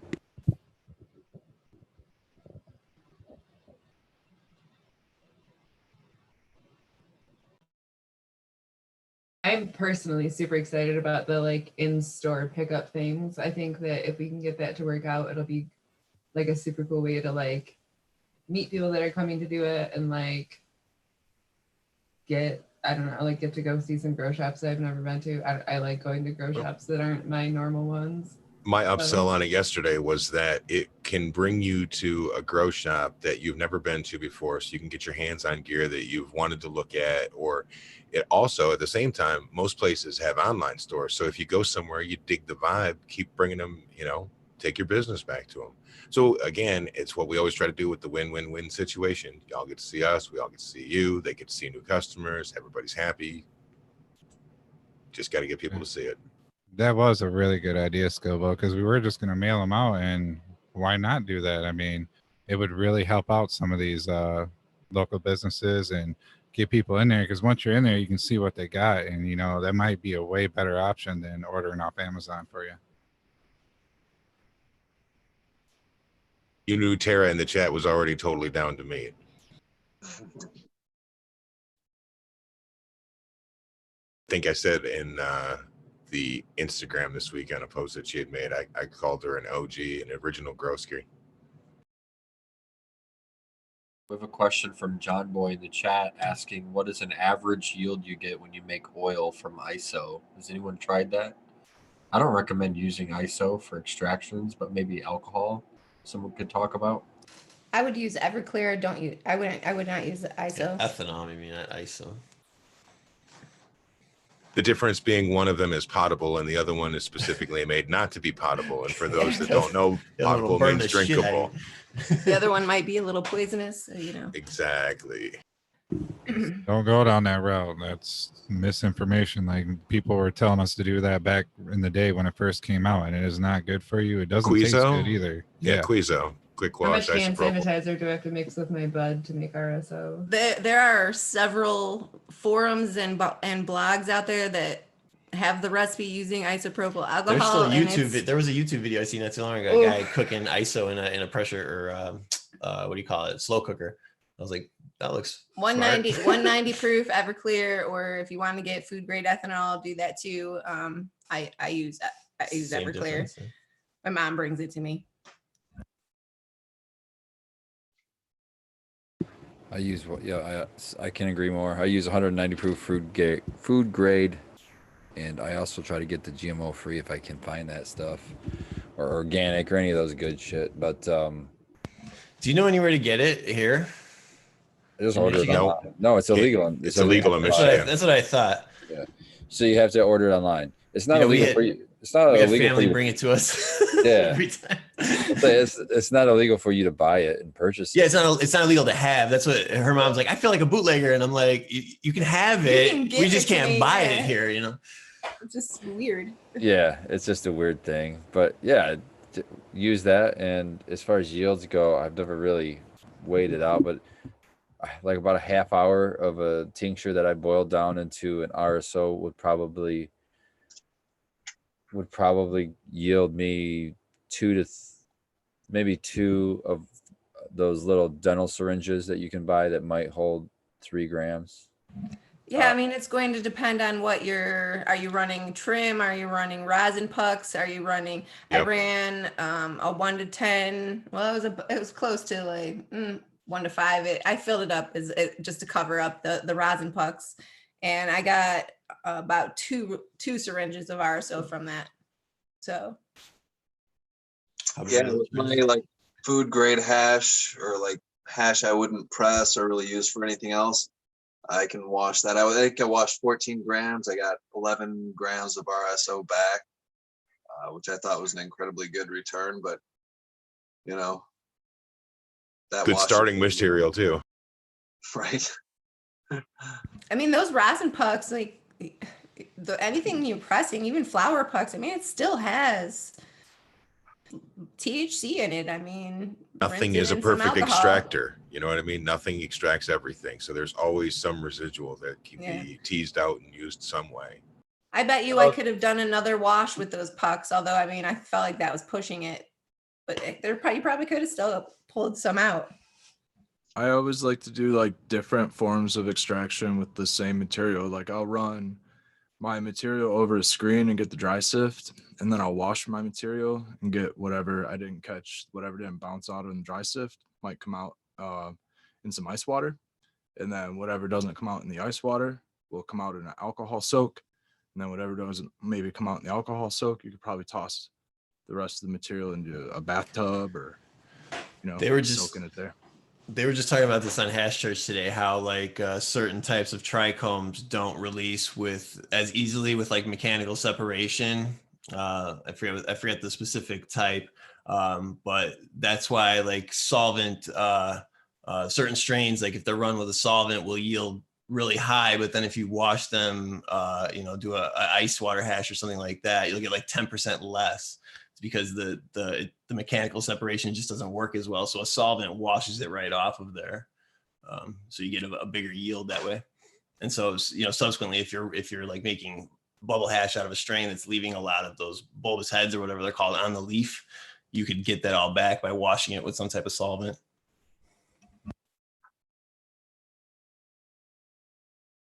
Yeah, I know solventless is all the rage, but there's still a lot to be said for someone who knows what the hell they're doing with BHO and even alcohol, or even to some extent some of this, was it carbon dioxide they're using too, or something like that, CO2 gas. You get to be able to squeeze out every last drop from the plant. I mean, I'm all for that, as long as it can be safely and doesn't fucking harm the end user. I feel like BHO, like bad BHO, gave RSO a bad name, sort of just the solvent. It gave every solvent a bad name almost.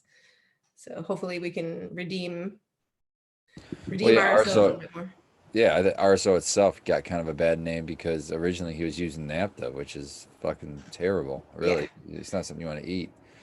And so now that people are using something different, they want to change the name and call it FICO or whatever. So it's all depending on who you talk to, what the hell it is. But really, just tell me what the hell you used as a solvent, and then we can decide if it's something that I want to put in my body or not. But Well, we had a nice selection of dabs out at the party, and we had, solvent and solventless both, and we all got to try everything. Like you guys got to try the Fragoli for the first time. What did you think of that? That was ran with a solvent, but Oh, well, I tried the indigo. Indigo Daydream or something Oh like that. God, it was That's Eagles one hell right there. yeah! I was very excited about that one. I had that a couple times. And then the covert extracts was delicious. I don't know which particular one that was, but I'm sure I have a picture of it It was somewhere. GMO or no, it was sour garlic. garlic, But that's what that it was. one's solventless, so that one is actually rosin.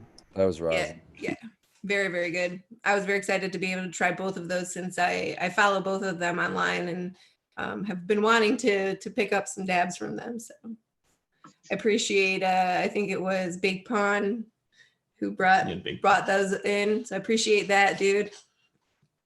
Yeah, it was nice meeting you. And yeah, it was nice meeting you too. That was the thing about all the different concentrates, is that there were, what do you think there was? It had to be at least 10 different kinds that were available there. I mean, you could just sit there and do nothing but blow your head off with those if that was your poison. I want to say about 12. I think you might be right too. So you got that. You probably have somewhere between 15 and 20 different flowers things available. You had maybe 8 different kinds of medicated edible things that you could consume. So then you had the Abolished brought the drinks, and Abolished also brought a couple of other goodies that we have yet to touch base on. Yeah, so does anyone want to give a review on anything we brought? So we brought some samples of our medicated lotion as well as our medicated lube to the group. So I tried all of the things in the bag. So, Savage Spartan. I haven't tried anything, but I'm going to start right now. I'll let you know. So I started with the drink, which was good. It was really good, and it seems to hit you faster than what a normal edible kind of would, which makes sense. It's a liquid, so that was cool. The lotion, the medicated lotion, I had, for some reason, I thought maybe it had to do with the storm or something, but I had some really bad knuckle pains in my hands. I don't know if this arthritis, what the hell it is, whatever it is, it hurt. I put that lotion on it and it fucking went away. So I was super stoked about that. And then Mrs. Spartan, she tried out some of that lube, and I don't know, I had a good time. So you get 2 thumbs up from me. So I don't know how many details I can get away with and not get in trouble. So I'll just leave it right there. Spartan tested, Spartan approved. I also want to talk about something out of that gift bag, and that's that drink. He's right. It hit me like really fast. Like I took like a couple sips and I was like, I'll wait. Then like within like, I swear like 5-10 minutes, I was like, whoa, I kind of got like a little, a little kick, and I kind of like drank half of it, drank the rest. Yeah. And it like kicked in really fast. I was like, wow, I was thinking it must be like sugars, right? The sugars are just like kicking it right in the system. I don't know. Whatever your secret is, keep doing it. It was good. I like it. Whatever the tech, keep running it. Yeah. Good flavor too. I dig it. I had lemonade. I don't know if there was multiple flavors, but it was a delicious. Well, it seemed maybe like a raspberry lemonade or something. It was delicious. Liked it. Yeah, So pink lemonade. Pink lemonade. Yeah, there we go. Tell us how you make the moisturizer body butter. What are you using as a starting material for that?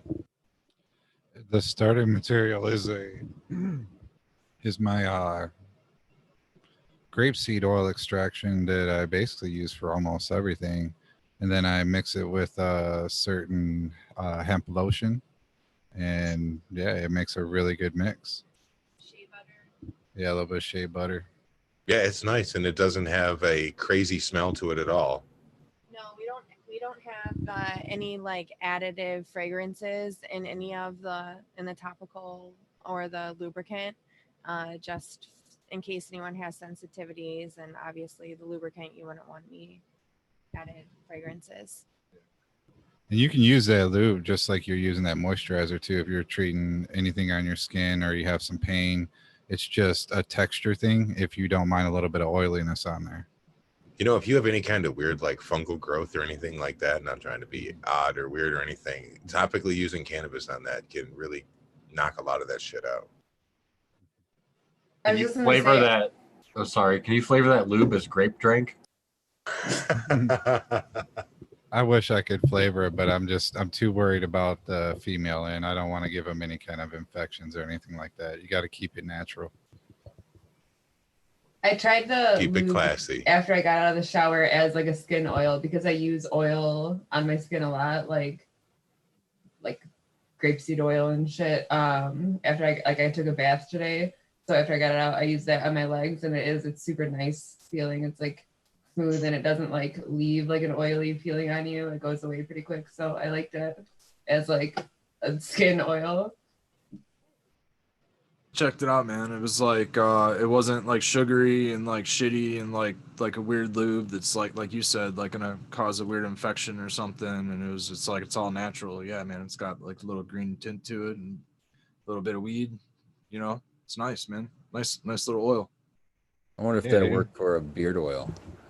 Would it be good? There's been experiments with it, but not enough with it.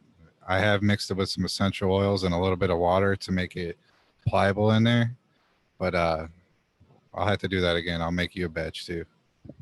Smooth, Figure something silky out. skin. I can collab with you on that to help you with that. Oh yeah, Skilbo would know. You need a lube that works great as a beard oil. Exactly. Multi-purpose, man. It's like a men's shower gel. You know, it's doing everything. That's one I can get behind.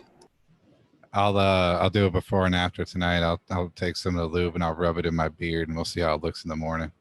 Dude, I'm so happy. I try every show to make Miss C crack up at least once on some cornball shit that I say, and I got her. So, good night. The packages is like apply with thighs.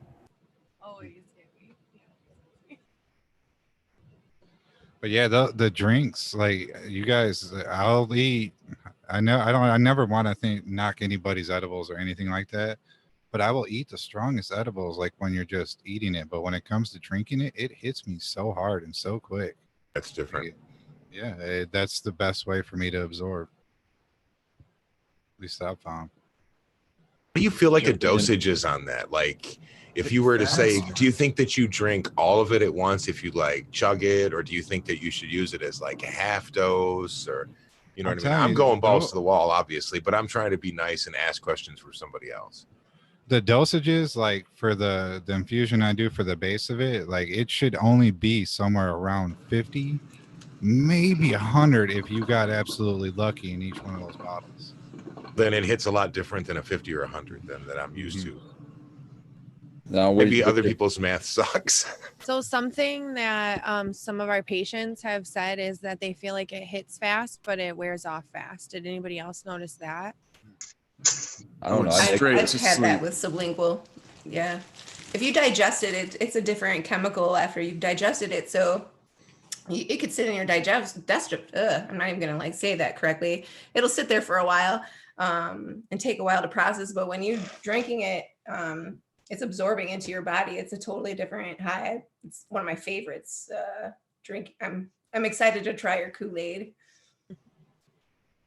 I like chugged it yesterday while I was really high, and I wish I would have saved it now to like see, because like yesterday was not a good gauge to try anything medicated, because you're like, I think a lot of people drank theirs yesterday. A lot of people were like, "Can I drink this?" And I'm like, "Yeah." There was questions on everything. Yeah. What is this cookie? The one that isn't medicated? Wasn't there one that was supposed to be? But I think it was anyway. My cookies weren't, and then it was like some people were eating them and they thought that they were, and then other people were like really excited when they learned that they weren't. And then Old man is holding up the winner right there. That's a really good one. Keebler cookies, those are delicious. Thank you, Kate. Thank you, Sequence, for the fluff, which I brought home. The Keebler ones weren't me. That was Sequence. Mine were. I had those medicated brownies and the tiramisu. You'll still get the credit for it. I thought you brought them. I asked for the dip, so there you go. Yeah, that fluff dip I think has to come to everything now. It's tradition. I bug him for it. Don't worry. I'm always going to be on his ass for it first. Kay got credit that time, so she gets the credit by proxy for the Keebler cookies. So how did you make it this time? He did I make was it just- great this time. Left some sugar. Kay was giving me shit at pockets the in there. event, and I told her to shut it. Stifle it, Edith. I don't know what she's talking about. It was perfect. I wanted to hear from Abolished with his RSO adventures. Are they? Have you found an upper limit yet, or are you still up in your dose? I'm still only doing the little drops, but I'm really wanting to, push it to the limit. I'm down to try it. I'll document it too, see what it does to me. So say the best way is like right under the tongue, do like a gram or half No, gram. I would. What? No, Gram. A gram a day will keep the doctors it. away. Start with 3 Your ass will grams. be asleep would all say- fucking day. Start with 3 grams like I did.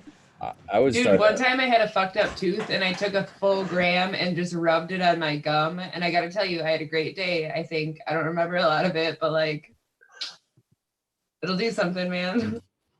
That's gotta taste Like- horrible, though. Say for one, I wouldn't rub it anywhere in your mouth because it doesn't come off. It sticks on everything. It's just a fucking Yeah. mess, and it tastes have fucking some tea. terrible.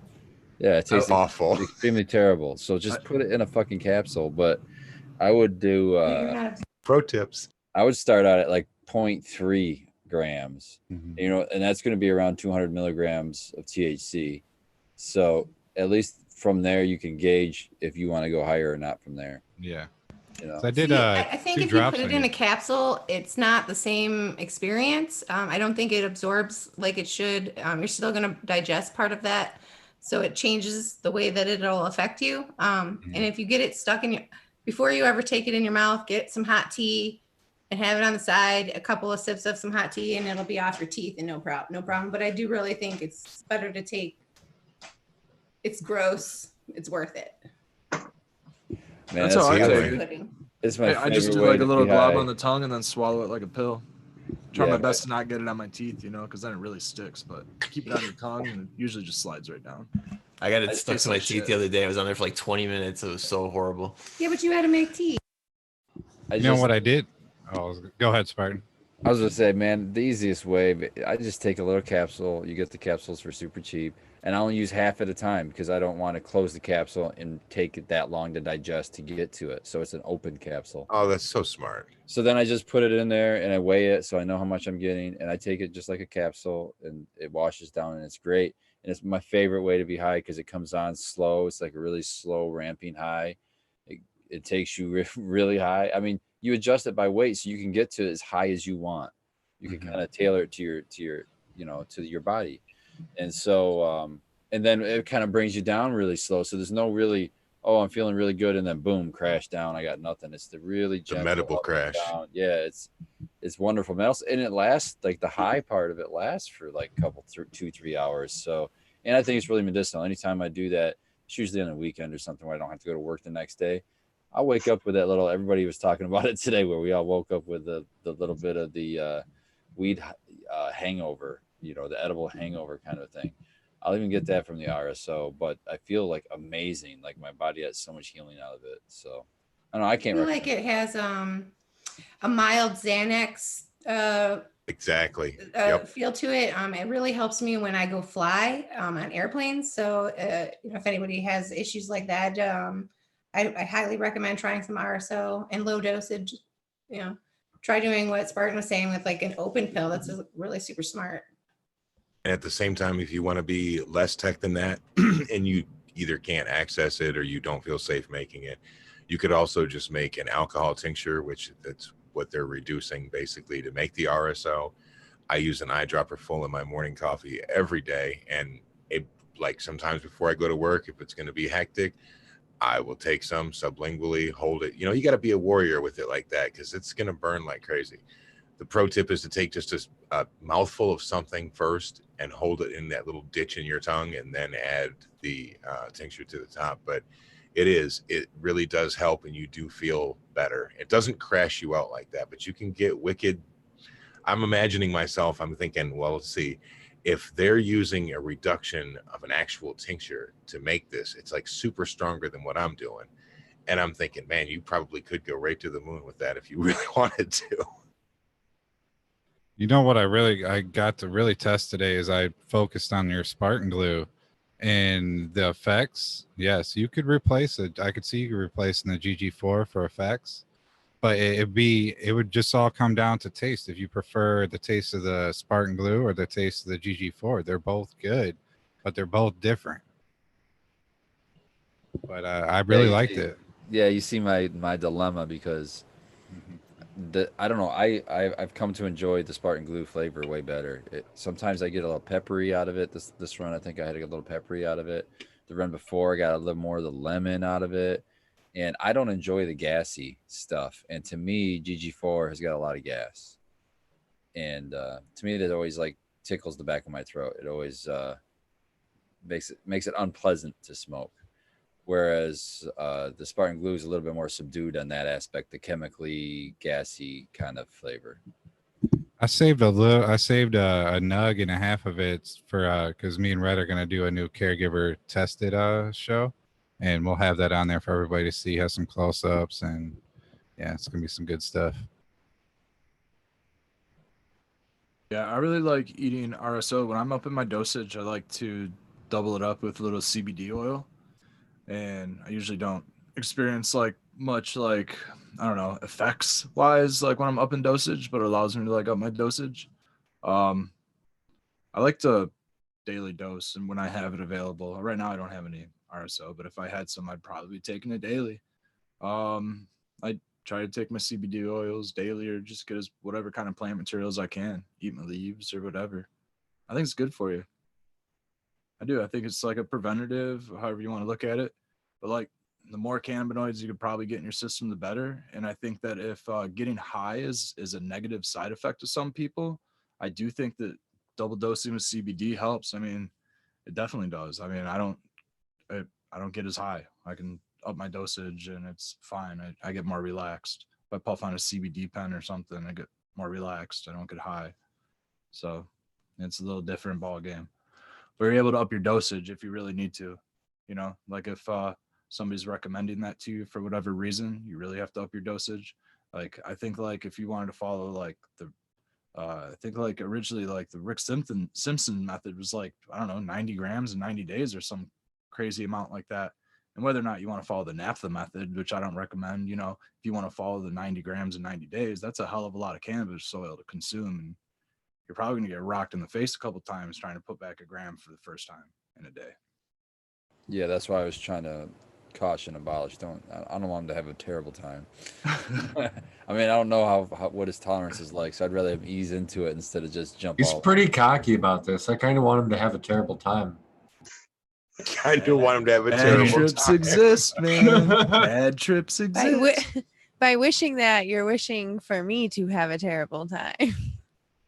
Yeah, that's true. You will kick my ass at the next event. Or you can come pick him up and you guys can do your little experiment.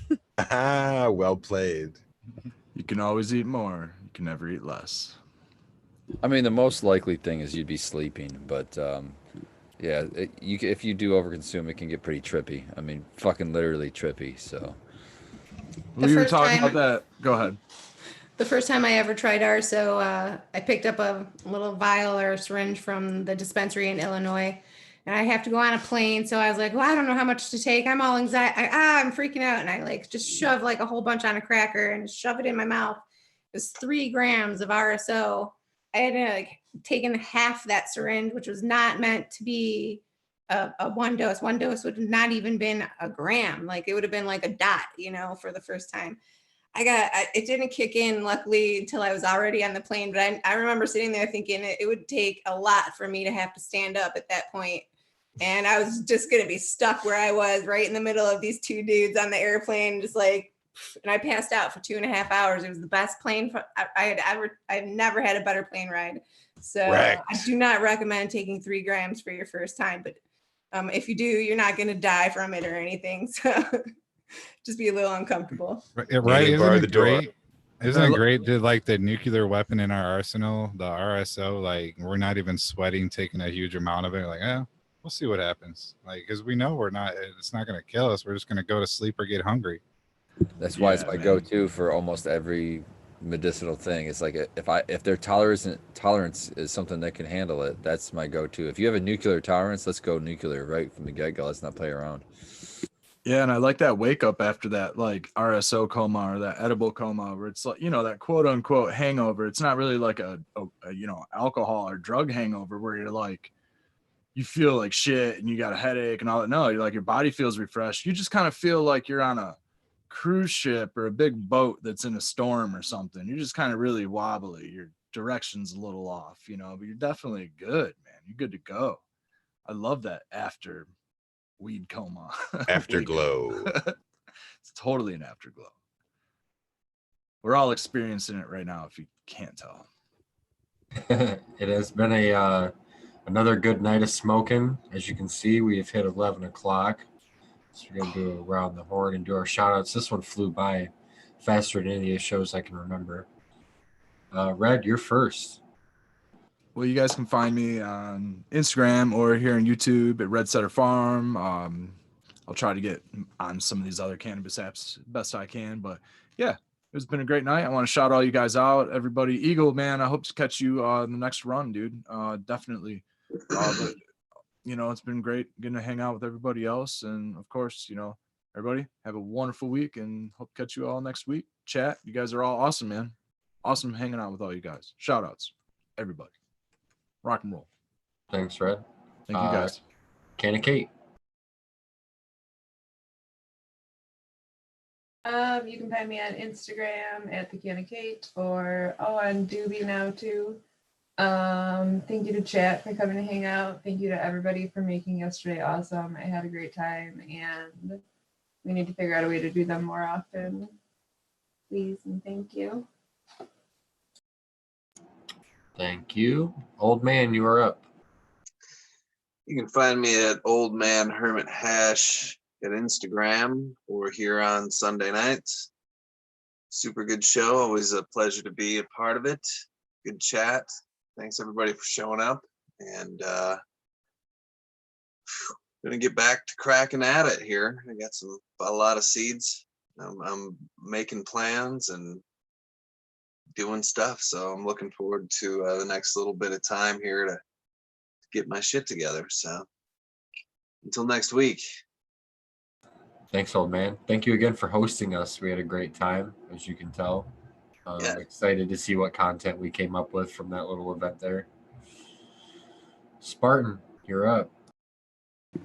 Well, first and foremost, I want to thank my family right here with me. I mean, I love hanging out with you guys. It was an awesome time, and I love hanging out with you every week. So, I mean, I second Kate over here. We need to do this more often. But I want to shout out Jack Greenstock supporting us in chat. It's always cool to see people coming from our other shows and still coming cross-platform and supporting us here. So shout out to Jack and shout out to everybody in chat. I love seeing the same faces and new faces. And you find me on Instagram, Spartan Growing. Other than that, growers love everybody out there. Thanks, Spartan. Am I Noto guy? Hey, just wanted to say it was great seeing you guys all again yesterday, hanging out. Had a great time. I'm I Noto guy on Instagram. I'm really glad that I got to meet a bunch of you that I haven't met yet, and glad to see so many of you that I was looking forward to seeing. It was a really great time. And I'm Canna Kitten on Instagram if anybody wants to follow my page there. So hopefully we get to get together soon. Again, I had a lot of fun. Yeah, definitely. Abolish Farms, Miss C. Abolish Farms. You guys can find me pretty much on every platform. Got a shout out to the panel here, the Frugal Jedis and Sith out there. I also want to shout out to our party people that didn't make it here on the panel tonight. Bake Pond, Maze and Grew, and I'm not sure if he wants his name out there or not, so we'll just call him Almost Coma Guy. Shout out to Almost Coma guy. J-O-V. And I also got to shout out my sponsors, Easy Swap Pods, Bad Bunny Nutrients, and Mantis Genetics. Use code ABOLISH. Most of them have active codes. I wanted to jump in real quick and shout out, I guess, is it tomorrow is Martin Luther King Day? So happy early damn, I'm high. Happy early Martin Luther King Day for tomorrow. MLK. There you go. MLK. Jesus. Does that mean the plants are giving me tomorrow off? No, I'll I'm be there. thinking no. Skilbo, you're up. I'm Skilbo1 on Instagram, Skilbo17 on here. I want to say thanks to Old Man for another kick-ass bash at his house. I want to say thanks to Big Pone for bringing along his infectious good laugh and all the good things he did. I want to say also shout out to J-O-V. Love you, bro. He's always fun to hang out with as well. Dude, I love this. You guys are family. Thank you. Yeah. Thank you everyone for joining us again on this thing. Thanks to Baked for joining me for like 3 or 4 days, hanging out, sleeping where I slept, leaving his dabs with me because he couldn't take them back in the plane with him. So that's cool. Got a nice collection in front of me here. Everyone in chat, thank you guys. If you enjoy the show, please like, subscribe, share this thing with a friend. We enjoy doing this every Sunday. Join us at 9 o'clock. Have a good night.